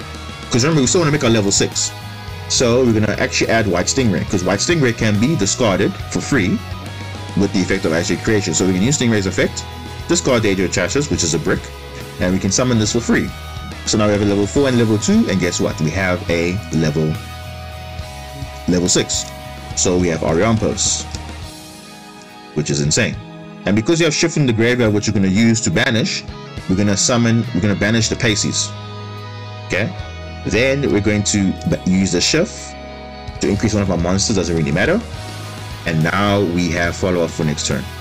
So we pretty much have endless advantage. So now we see there's an impermanence and there's a teleport. So that's fine, no problem. The standby phase, we have priority. Get that online. Okay, that priority again. So let's add our places back. So now we have opportunity on field, right? Cool, which is fine. So let's say for argument's sake they want to use teleport, right? We're gonna use also our own Ash, so they cannot do anything with that teleport, which is cool. All right, so not only have one more disruption, which is the impermanence, right? So we're gonna do the same play that I wanted to do on the previous turn. So obviously to normal summon, but now again we don't want them to have any opportunity on field, right? So now the impermanence is offline, shut down, they can't do anything, right? So now I'm gonna use the effect now to normal summon, get rid of this card. So instead of now going to banish this card, I'm actually going to destroy this card. So we're going to use the effect of the shift, and we're going to use White Aura Whale with our Oriampos. It's not going to miss timing because it is chaining 1. So we're going to chain the White Aura Whale first, and then we're going to use Oriampos. We're going to banish the Oriampos. I'm going to go into add a fish monster deck to your hand. Yes, we're going to add the Snopios because we can, and we can destroy it. So now the impermanence is online, so we can hold on to it, right? So we don't need to do any synchro plays. We can just wait. We can wait. We can wait. We can wait, and then that's pretty much it. So the follow-up turn, we're not going to use anything because we know the impermanence. It's going to show a prompt. Yes, they have something to trigger. It's definitely an impermanence, and they go from there, right? Cool. So now what have we achieved? Obviously none of our monsters came back because Places was not used yet, and also Shift was in the graveyard. So that's totally fine because we actually have place to follow up now. So we could go use the effect of the Ice J tomorrow, and we're going to use the Snopios to summon itself. And because it was special summoned, we can target itself. No point using the impermanence here, but let's just say they want to, which you're not going to, which is fine. Now we have many plays here, so we can go for the Dragite, or we can go for the Excel Synchro Starless Dragon, which probably will get negated by impermanence anyway. So I'm going to go for the safe play, which is the Dragite. And now because Snopios was banished, we can actually trigger the effect of the Snopios to get us back to hand, which is the Pisces, and add it back. And remember, Snopios is now live again because again there's fish in the graveyard. So I'm going to use the effect of Shift, target a monster, increase his attack, and we'll change this to attack mode, and we pretty much have game from here. Is it? Yes, it's game. Is it game? Well, if you summon the Snopios, then we pretty much have game. So we're going to go full damage, 3000. Let's say activates an effect just to try and negate, just to show you that we have ample negate. As we can see, we have Dragite to negate, and we pretty much have game from here, and that's it. So again, just with 2 test hands with disruption. Of course, obviously that's not the only disruption you could get, but just showing you that you could have plays beyond just the level 6 Oriampos. So that's just showing you what we can do with the deck. It's not obviously immune to everything. Of course, you can get disrupted multiple times, but I think again, use your normal summon last. Get through your other plays first, because that's how other decks are so strong, because they go through the normal lines first, special summoning, all that stuff. Then if need be, they normal summon. So is there really a choke point for this deck? Yeah, maybe. The deck when I was playing, obviously I have knowledge of some of the decks, so I know when to block some of their moves and stuff like that, how to banish certain cards or even destroy certain cards. So of course, having knowledge of your decks as well as your opponent also helps as well, so you know when the choke points are, so they can know, okay, like I know, okay, if I activate a tuner, okay, come back. If I activate this, go. don't do this, destroy that, stuff like that. So you'll see in rank play, that's how kind of how I have to work around it. But also in the Synchro Festival as well, you're going to be seeing as well, there'll be various synchro plays that's going to be happening, so you have to make sure you play through all of that. And yeah, I think this deck can do pretty well. But of course you can also trim it down from 60 cards to 40 cards or even 50 cards. But I think for me, 60 cards just for some reason works for me, but obviously doesn't work for everybody. So it's definitely not optimal to play 60 cards if you're not comfortable with it. But for me, I've had no issues. So that concludes the test hands. Remember, only showing 2 because I want to showcase obviously to the other gameplay. So that's it for that. Let's get on to now the gameplay. Of course, like I said before, there are timestamps. So again, if you're not going to stay around, thank you so much for watching up until this point. Then you can feel free to go into another timestamp to what you want to look at. But for now, this is the Master Duel gameplay. Alright, so this is a game that just came out with the new pack, Climax of the Showdown. So we're going second here. So this is obviously going to showcase some of the new cards that just came out. So hope you appreciate this type of gameplay. So let's have a look at our hand here. So you'll see most of the hands, you can see it's not actually too bad because, like I said before, although it's a 60 card build, the hands are not pretty bricky, surprisingly enough. And I think that's just because that's just the way we pack so many starters in our deck. So we don't really have an issue of bricking so much because at worst case we can actually put bodies on board. But that's actually not a bad hand. So I'm going to put the duel log up so you can see what's happening. But we have a good hand going second. We have obviously Eevee in the match, which is still the most broken card going second. We have the Bystial and Atlantean Dragoons combo, so that will get us into Deep Sea Diva at a minimum, as well as an additional search for a level 3 or lower, level 4 or lower Mermail monster. We also have Pisces as well, and then we have Star Reflector, which is part of our Silk Mode engine, and you've seen this engine how it works before, so not bad. So let's see what our opponent's playing today, and hopefully, you know, we can make some plays. So let's see what the opponent's doing today. They are playing Bystials, it looks like, or they're playing a form of Bystial. So Bystial Rebellion is going to add Magnamut. They set Branded Regained. They're going to use Magnamut to banish the Rebellion and summon the Magnamut, and Magnamut is going to activate its effect to add a dragon monster from deck to hand at the end phase. So it's a pretty broken effect, and then Regain is going to return that Rebellion to the deck and draw 1 card. So they're playing Sprites, it seems like, because Nimble Beaver is being normal summoned, get 1 from the deck, and the Exceed summon into Gigantic Spright. Gigantic Spright is going to search for the Spright Blue. Spright Blue is going to search for Spright Jet. So Spright, pretty powerful, I would say. Very consistent now. Then Jet's going to get the starter. And starter and Jet, Blue and Jet is going to go into Spright Elf. And we're going to use Spright Starter. Going to get the monster negate, Spright Red.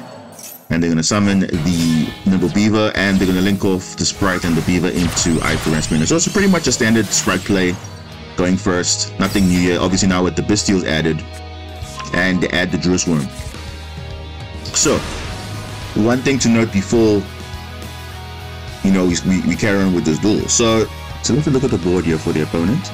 So they have a normal Spright end board, but also now they have the Bystials.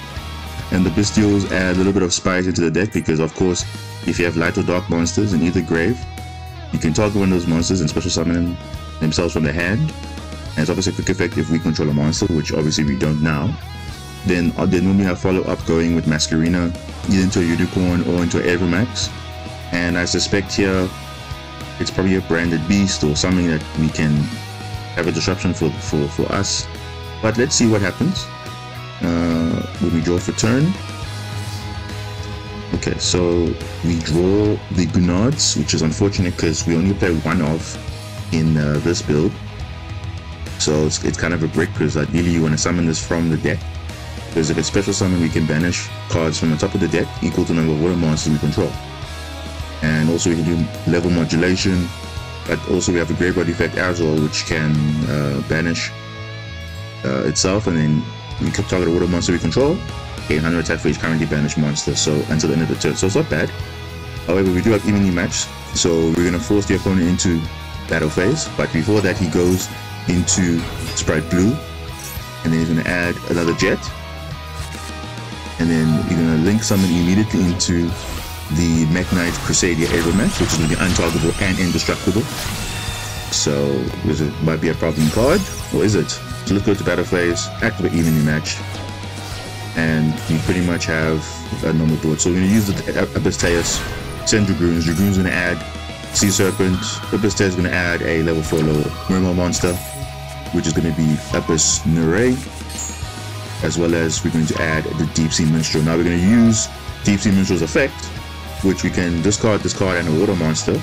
So Gunards is not good for use for us now right now, because it's the only card we run. It's supposed to be in the deck, so we can actually discard it to use this graveyard effect. And the benefit of that is we get to look at our opponent's hand and banish one common from it until the end phase, because remember, we haven't normal summoned yet according to this. So you can see there we haven't normal summoned, so we want to use Star Reflector to at least get our level 6 engine on the way, so that our Ghoti engine is online. So we're going to peek into our opponent's hand, but before that he's going to use the Juice Worm to target a Ladder Dark in the graveyard, and he's going to target the Gigantic Sprite to summon itself. And because we control the monster, it's a quick effect, so that's fine. And in doing so, he did it preemptively, because we obviously would have banished it, but I would have come back to an end phase. But I see he's also playing a Thunder Dragon package, because he's got Corridor here. But of course, monsters are getting banished, so quite smart from the opponent. And then also we have Ash Blossom, which is going to might stop our plays, because obviously this card requires adding cards to hand. So, and obviously Sprite Jet is not useful because there's no level rank 2 level 2s. So here I think the best play here is to obviously get rid of the Ash Blossom, because we don't want to get our plays disrupted. So we're going to manage the Ash Blossom. Now we can go with our Star Reflector engine, adding the Assault Beast. Beast is going to discard itself to add Assault Mode Activate. And you guys have seen this play before. We're going to reveal the Assault Mode Activate and return the Assault Beast to rank it up to by level 1, so let's come level 5. And we get our Ghoti play online into Oriompos. Oriompos is going to, on Synchro Summon, hit the shift, because we do have the Paces in hand. So we get return the Ash Blossom. So that was a good play on our side, so at least we have some sort of disruption at least. So our shift comes back in standby phase. Because he wants to join into battle phase, we're going to Synchro Summon into the Asgard to get rid of that Juice Worm. Juice Worm is going to be banished. Oriompos Chain Link 1 to dodge the Ash. Asgard is going to target itself, and Juice Worm to be banished, but obviously you cannot target the Avermax. And we add our Snowpiercer. Then we're going to main phase. Still, banish the fish monster, summon back the Ascan, and now he's going to make some plays. So now he's going to go into the Corridor, return the Juice Worm, and enter Thunder Dragon Colossus. Okay. And he again targets our Star Reflector to banish, because it's a Dark Monster. Now, I use the effect of Resonator to protect our Mermaid, but unfortunately he's in a defense position, so we kind of misplayed a little bit there, which is totally fine. And we're going to use Snowpiercer's effect during the main phase to banish our fish, so that at least our tuners can come back. We're going to target the Saurinier so that doesn't go to the graveyard, and he somehow links away into Unicorn. Interesting.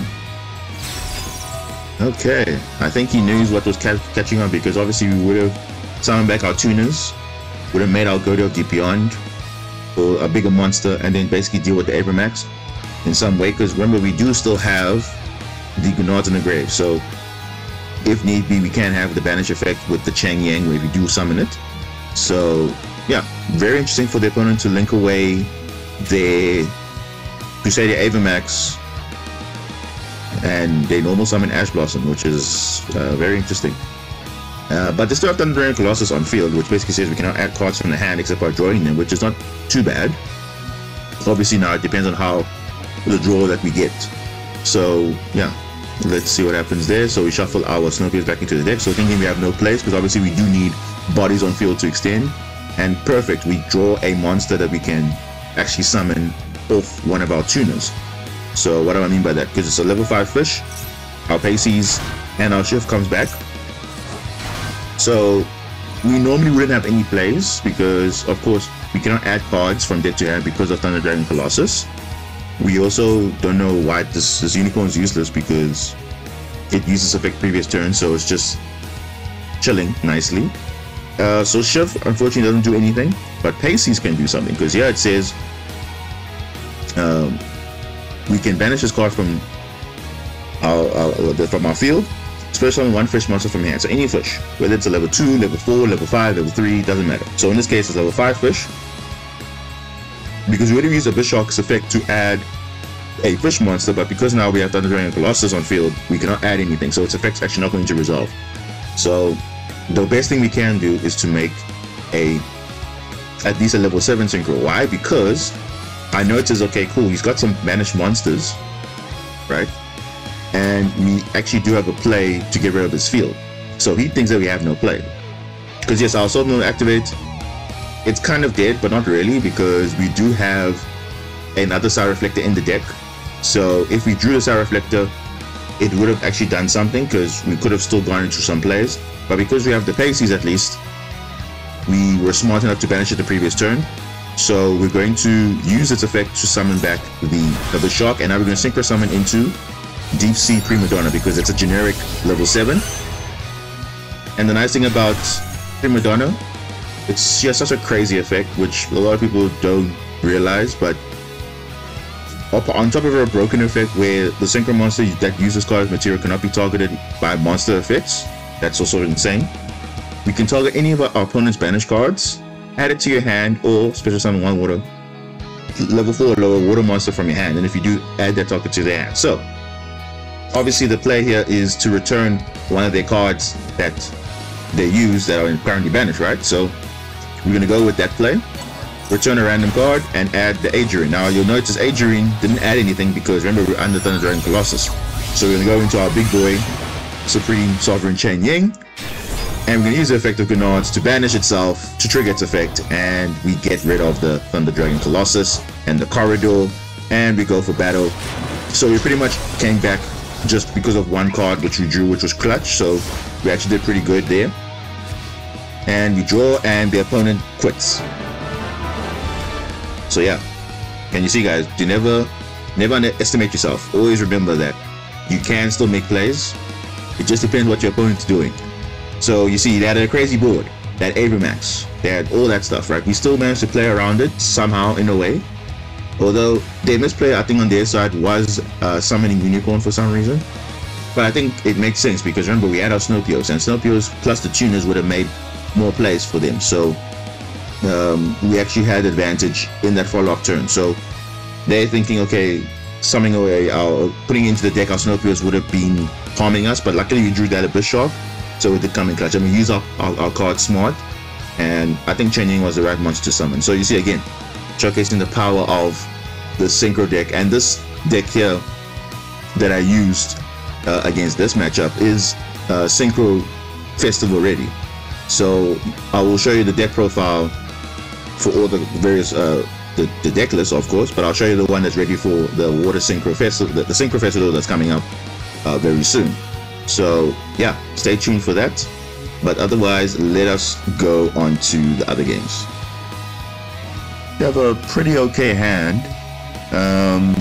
Not ideal, but we can still make something work. We do have the Impermanence again. We have Sea Style 2, which is nice for a little bit of protection. We do have White Stingray to send the Zep to the graveyard, or any water monster, and a free special summon. Then we also have the Nectobus Atlantean Prince, which is our another engine that we can use in the deck to also get to our level 6 Oriampos, because we can obviously search for the Lapis Dragon. So that's the ideal play. So obviously we're gonna probably see what the opponent has. So the safe play will probably be just to, you know, go with White Stingray first, put Zep in the grave, because right now it's not useful in our hand. So we'll get this to the grave, and then we'll go with our Atlantean Engine, and then hopefully we get something there. So yeah, let's see what we can do for turn. So we're obviously going first. We activate Sea Style 2, we send the Zep, and we're gonna go with our Atlantean play, and our opponent has DD Crow. Okay, I wasn't expecting that. So that's actually a pretty good target, because remember, the Atlantean Dragoons must be in the graveyard to activate its effect. So obviously, if it's by the time the effect resolves and is not in the graveyard, then obviously it doesn't matter what you send, because it's not going to resolve. So Unfortunately, we don't get the effect of searching the additional Sea Serpent, but we do get to add with the Neftibus, so it's not the end of the world. So unfortunately, we do lose out on that additional search, but that's fine. At least we bet out the Synchro. So yeah, I guess it was a good play by the opponent.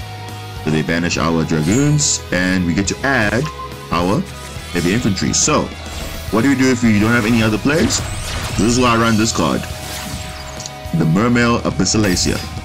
So why is this card in the deck? Well, most people wouldn't be running this in their Synchro deck, which is totally fine. But for me, this is kind of a utility card, because sometimes you have 2 monsters on field and you can't make an exceed play because normally the levels are odd. So you can make a monster that has at least that requires at least a Fish, Sea Serpent, and or Aqua monsters, which is what you're actually playing in the main deck. So it's actually not a bad option. Only requires 2, and it has a nice interaction because, first of all, monsters this card points to gains 500 attack and defense. So currently, if we had 2 monsters in the zones, they'll each have 500 attack boost. Then we also have 2 quite unique effects. So during our opponent's turn, we can send 1 card from our hand to the graveyard, add a Mermail monster from deck to hand, which we do have a Mermail monster. So you notice the card we searched off is Heavy Infantry. Now Heavy Infantry also has an effect, just like with the other Atlantean cards. When it's sent to the graveyard to activate a water monster's effect, in this case, it targets a face-up monster or a face-up card your opponent controls and destroys that target. So if you discard it with the Abyssalacia, you actually have a search and also have a pop. So that's pretty nice. Even if this card gets negated, it's still going to be a cost.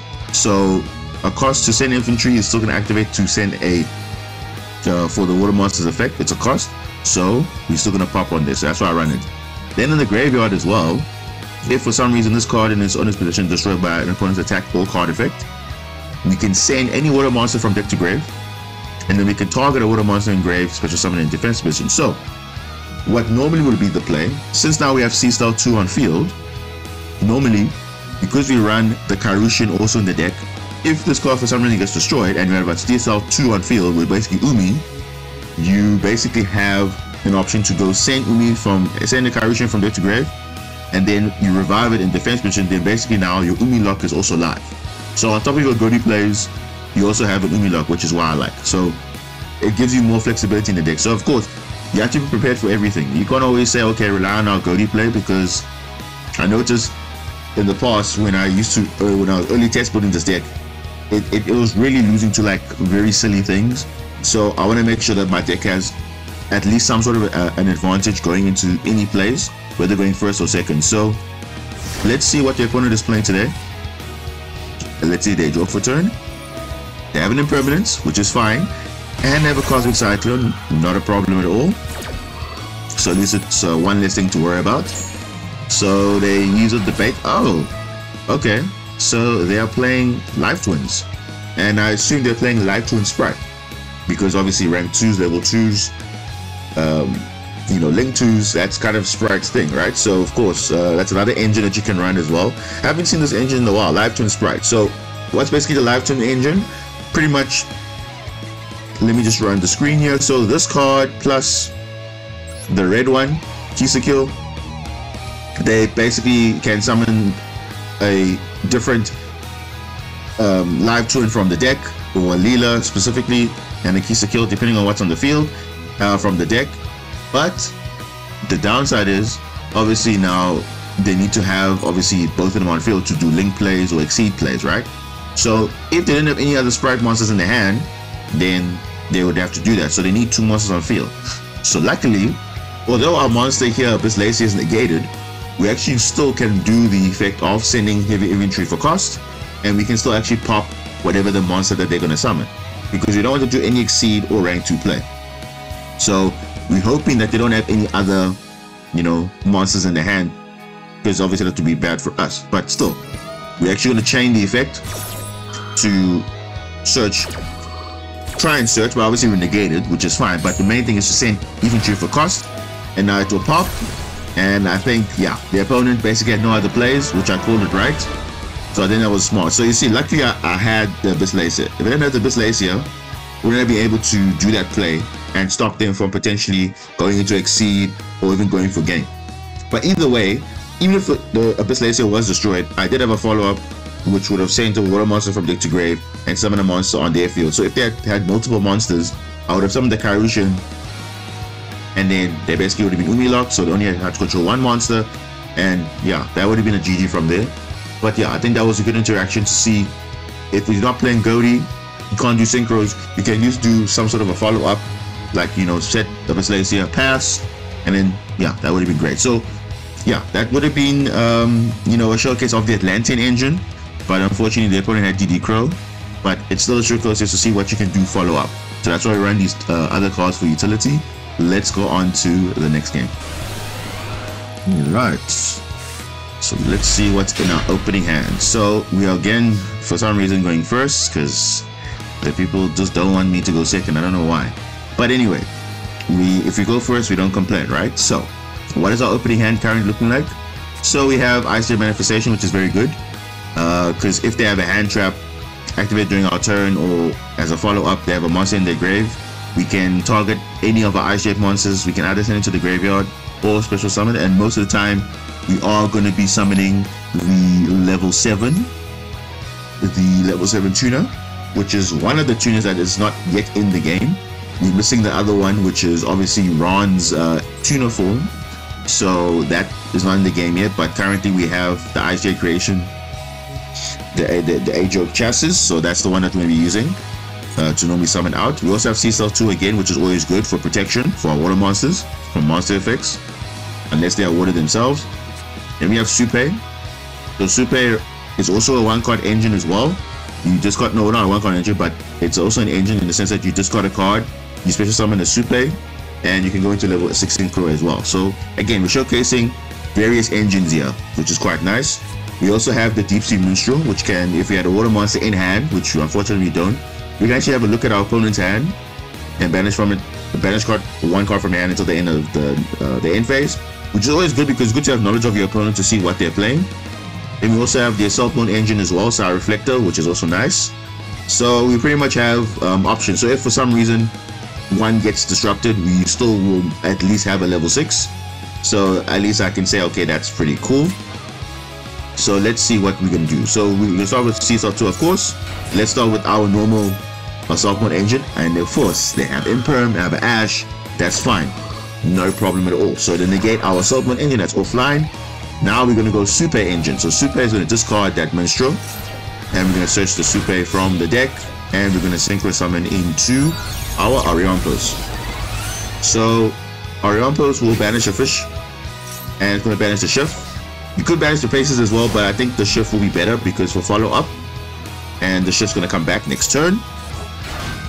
So that's insane. And the opponent is playing Ghoti as well. Okay. So they are playing the Beautiful engine. So Beautiful is also a good engine because it can, on normal special summon, you can banish this card. It's instant. And you special summon level 4 lower monster from your deck. So of course, this does prone to Ash.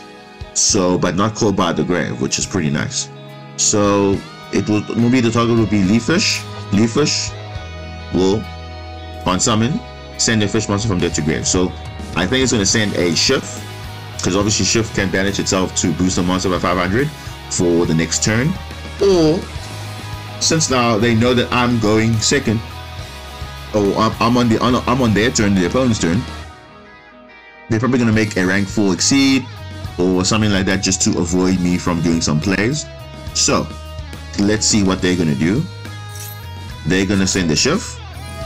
They're going to use their Abyss Shark, which is very good, and they're going to add Dream Shark. Okay, so Dream Shark is a pretty good option in the deck because Dream Shark basically says the first time this card will be destroyed by battle, this turn it's not destroyed, so that's better protection. And also it's 2600 defense, so normally most cards can't get over it anyway.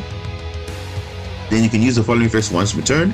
If you control no monsters, or if all monsters you control are water monsters, you special summon this card from your hand. So it's the same thing with Abyss Shark, right? If all monsters you control are water monsters, but it doesn't say if you control no monsters, so it has to be a water monster on field, but this one is actually pretty good.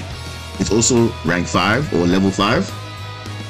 Then also has a graveyard effect when where a card or effect will inflict damage to you, you can inflict damage to you during the except during the damage step. You can special summon this card, and if you do, that effect damage becomes 0, which is pretty nice. And it loses 1000 defense, but then again it gets protection, so it's fine. So why did the opponent summon this? I think they wanted to go for a rank 4 exceed, because they knew that, hey, Abyss Shark is treated as a level 3 or level 4 when used for a number exceed monster. So I think summoning this, trying to maybe bait me out or something. So I know that if I get rid of the Abyss Shark, it pretty much will do nothing, because remember, it's an odd number. So obviously Lifeless Leash would have been the target, but because they summoned June Shark as though, they can't make 2 level 5s if there's no level 5s, or they can't make 2 level 4s, because Abyss Shark is the one that is kind of like the bridge between the exceeds. It's either rank 4 or rank 5. So they're thinking, I'm gonna pop one of them, which is either Leaf Fish or Dream Shark, and they still will have a play. So my priority is to get rid of Abyss Shark. So here's what I'm gonna do. I'm gonna use Shift's effect immediately, and I'm gonna go into Ascan, and Ascan is going to banish the Abyss Shark, because I don't want to give any chances. Orion plus Chain Link 1, of course, always Chain Link 1. Then we're going to target that Abyss Shark, because get it out of the field, because you don't want to do any exceed plays. You want to make sure they have no chances to interact. So, and then Ascan itself is going to come back with banishing the Shift, which is perfect. And then Shift obviously needs their one to gain 500, which is going to do nothing. So we actually prevented a very good exceed play there, which is potentially what's going to happen. Now the Shift's going to come back. Their Shift's going to come back as well. So now you see, remember, they are playing on now my turn now. So what can they do? They can at least make a level 6, also an Aria Arm Pulse as well. But we also have our Pasties in hand, which we drew for turn, and we have our Snow Pierce. And currently in our graveyard, we don't have any fish. So we need to make sure that we have some fish in the grave to banish off Snow Pierce if you want to use it. So here's what you need to do. So we're going to first Synchro into the Ice Shade, give you Egg Ring for protection, because we know this card is a counter to them. So if they try and banish something, there we go. You see, so I knew they were going to do something, because Ice Shade, give me Egg Ring says that you can activate this effect. Face-up monsters you control cannot be destroyed or banished by your opponent's card effects this turn. So this turn means any monster summoned after activating this effect, it will still be protected. Okay, so it doesn't say face-up monsters you currently control, it just says face-up monsters you control, which is quite a unique effect, because most cards will say for the rest of the for the monsters you currently control. It doesn't say currently control, because if it says currently control, it means only Side Reflector will be protected, but the monsters I summon afterwards will still be protected from Aegir's effect. So that's why I activated it now. Well, actually I summoned it now because I know it's a hard counter to Ghoti. So we activate, and now here's another interaction as well, because when we activate this effect in response to an opponent's card or effect, we have the option to banish a card as well. So can you see the smart play here? We're thinking ahead, because we know how Ghoti plays. They're going to Synchro to Aria Post, they're going to summon a Zip, they're going to activate to probably summon a Whale to destroy our field, right? Because obviously Sea Stealth 2 is pretty much dead, because Sea Stealth 2 basically says your opponent cannot target a monster you control with non-water monster effects, and they're playing water, so this card is pretty much dead. So it doesn't do help us. So if I activate Adrian's effect, so now we've changed to them wanting to Synchro. So now I'm going to banish the Shift again, right? So what is going to happen now is going to be banished, and then no Synchro. So now we stop their players from their turn. So now we're going to go into the manifestation. I actually summon the Tremora because we have a level 2 in the Pasties. So I go Prima Donna. So why would I go Prima Donna? Well, Prima Donna, remember, is a generic level 7. If used for Synchro material, can't be targeted by monster effects, so that's fine. But the unique effect is interesting. So we can target one of your opponent's banished cards and special summon a level 4 lower monster, or add it to your hand. So what currently in the banish zone that we don't want? Because we banish the Shift will come back on their turn. We don't want the Shift to come back on their turn. And if they don't come back on their turn, they're not going to be able to do follow-up Synchro. So we're actually going to take the Shift and actually going to return it back to their hand. Then we can summon a monster of our own. So let's go back to the play. So we're gonna go into Prima Donna. We're gonna take the shift. We're gonna send now back the shift back to the hand, and we summon now normal Ice Shade Adrian back to hand and search for another manifestation. And now we're gonna synchro back into the Sword Soul Cheng Ying. So now this is why we summon Cheng Ying, because if they were for some reason want to target our cards now, this card cannot be targeted by monster effects. So Ascan cannot banish because already we have Adrian protection as well, but for some reason they don't have something that will target a card. This was basically protected because it is summoned by the effect of Prima Donna, right? And also we activate the effect of Prima Donna where it's sent to the graveyard. We can target a banished card, shuffle it into the deck. So we obviously have a banish our round post. We're actually gonna return it back to the deck, and that's the play we're gonna do there. So now we have Snowpios, and this is why Snowpios is so broken in this deck, because Snowpios triggers your Cheng Ying, because Cheng Ying says if a card is banished, you can banish a card from your opponent's field and grave. So one card, opponent's field and grave. So it doesn't activate if there's no cards in grave, so of the opponent. So always be careful of that. So if there's no cards in the graveyard for the opponent, it's not going to activate. So it needs to be a card in the field and in the graveyard for Cheng Ying to activate. Then Snowpios is good because during the main phase quick effect, whether your main phase or mine, you can activate by banishing 2 fish monsters from your hand and or grave. So at that point we had the Pisces and the Ascan, because remember shift was already in the graveyard, because you're going to boost it up obviously by the effect of Snowpios. And when Snowpios on the effect is actually going to target a card on field and banish it when it leaves the field. So the monster we're going to target for Cheng Ying, we're going to target a different monster so that when we go to battle, it's going to be banished instead. So therefore no further plays after that. So at this point we're pretty much going for game. We're going to target the Leaffish because that's the one that's going to be destroyed, and we're going to banish the shift to activate the Ascan because Ascan was banished. It will revive itself. So we pretty much have full gas here. There's no stopping from us. We've pretty much outplayed them in every way, and now we're going for straight battle, and we pretty much have lethal damage. So this is pretty much the full power of Water Synchro using the best of. So can you see we've utilized almost every engine that we have that's available. So of course they stopped our Side Reflector. Okay, cool. So our Supay engine was dead, but we also showed now the Supay engine, and you see the Supay engine already gave so much. So the Side Reflector was just doing nothing on field, but you can see the interactions we had, the timing, when to use certain effects. So always remember, especially in mirror matches, right? You have to know how your opponent is playing and what their strategy is. So you can see the lines, you know, okay, hey, I know you're going to probably go for a rank 4 exceed play, or rank 5 exceed play, or a synchro play. How do I disrupt it? Because I know that your deck and my deck are the same, but I know how to counter it. So it's always good to play into the counters, because you have to know when to time your effects. If you do mistime your effects, it always will be very crucial. And this shows you why having knowledge of a deck is very useful. So again, this is another showcase of different engine, but still giving you the same result. So this is it for this game. Let's go on to another one. All right. So again, this is the follow-up play. This is you notice the dual field's a bit different here. So this is actually from the new event, the Dual Trial. So Dual Trial, this is a bit unique one, because here basically it says you can build 2 decks, going first or going second. So it can pretty much give you some insight as to how you can play your deck going first or second. And it seems like it's very fixed, because I picked the going second deck. I picked this one, and now I'm going second. So we can actually see what we can do to kind of break boards, and just to see how we can interact somehow, you know, going second. So I think this is pretty cool. Nice interaction there. So let me know if you'll be playing the Dual Trial event. I think it's kind of a interesting concept. I mean, going first, going second. So they don't give pre-built decks this time, so we get to showcase your own deck, how it is going first versus going second. So let's see what our opponent is playing today. So we're going second. We draw a pretty good hand. We have a Kaiju, of course, for follow-up.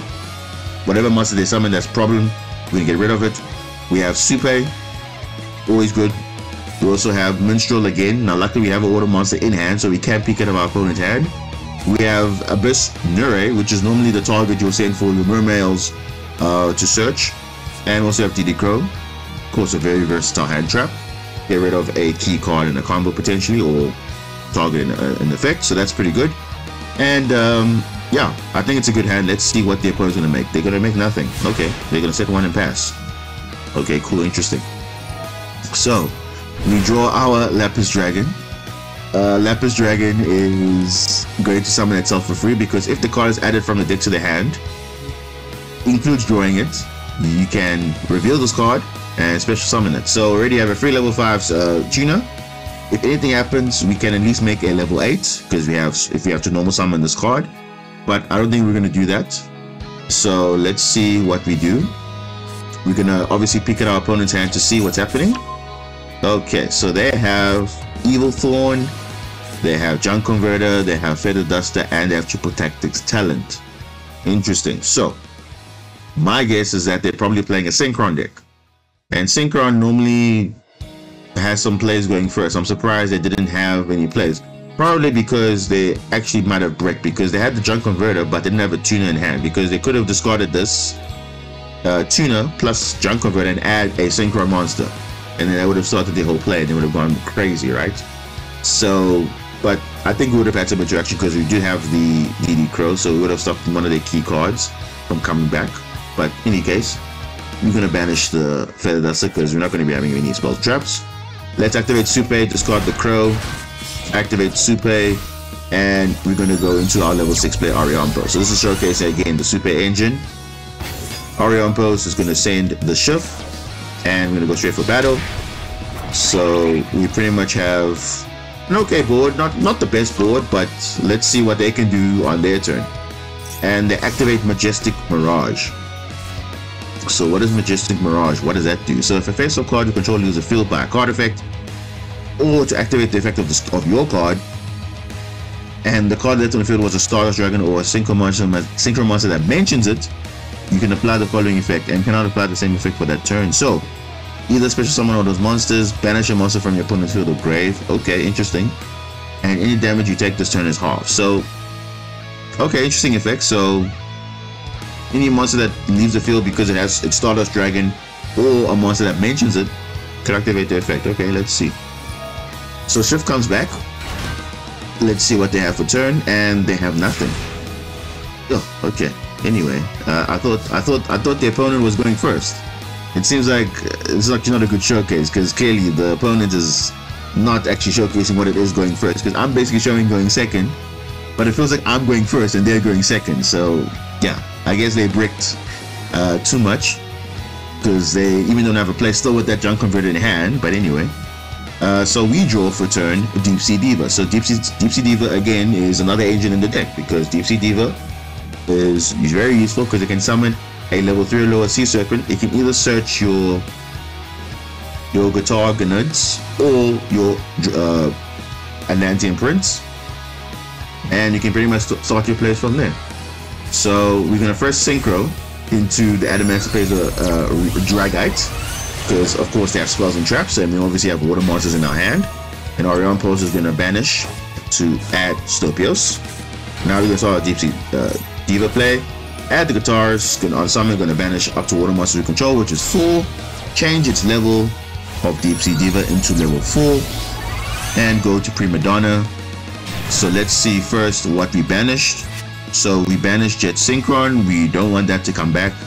Ash Blossom. We don't want that to come back. We have a Baby Madragon and a Fleur Synchron. So these two are not really that important. So we can actually send one of these cards back to the hand, so we can go further to our plays.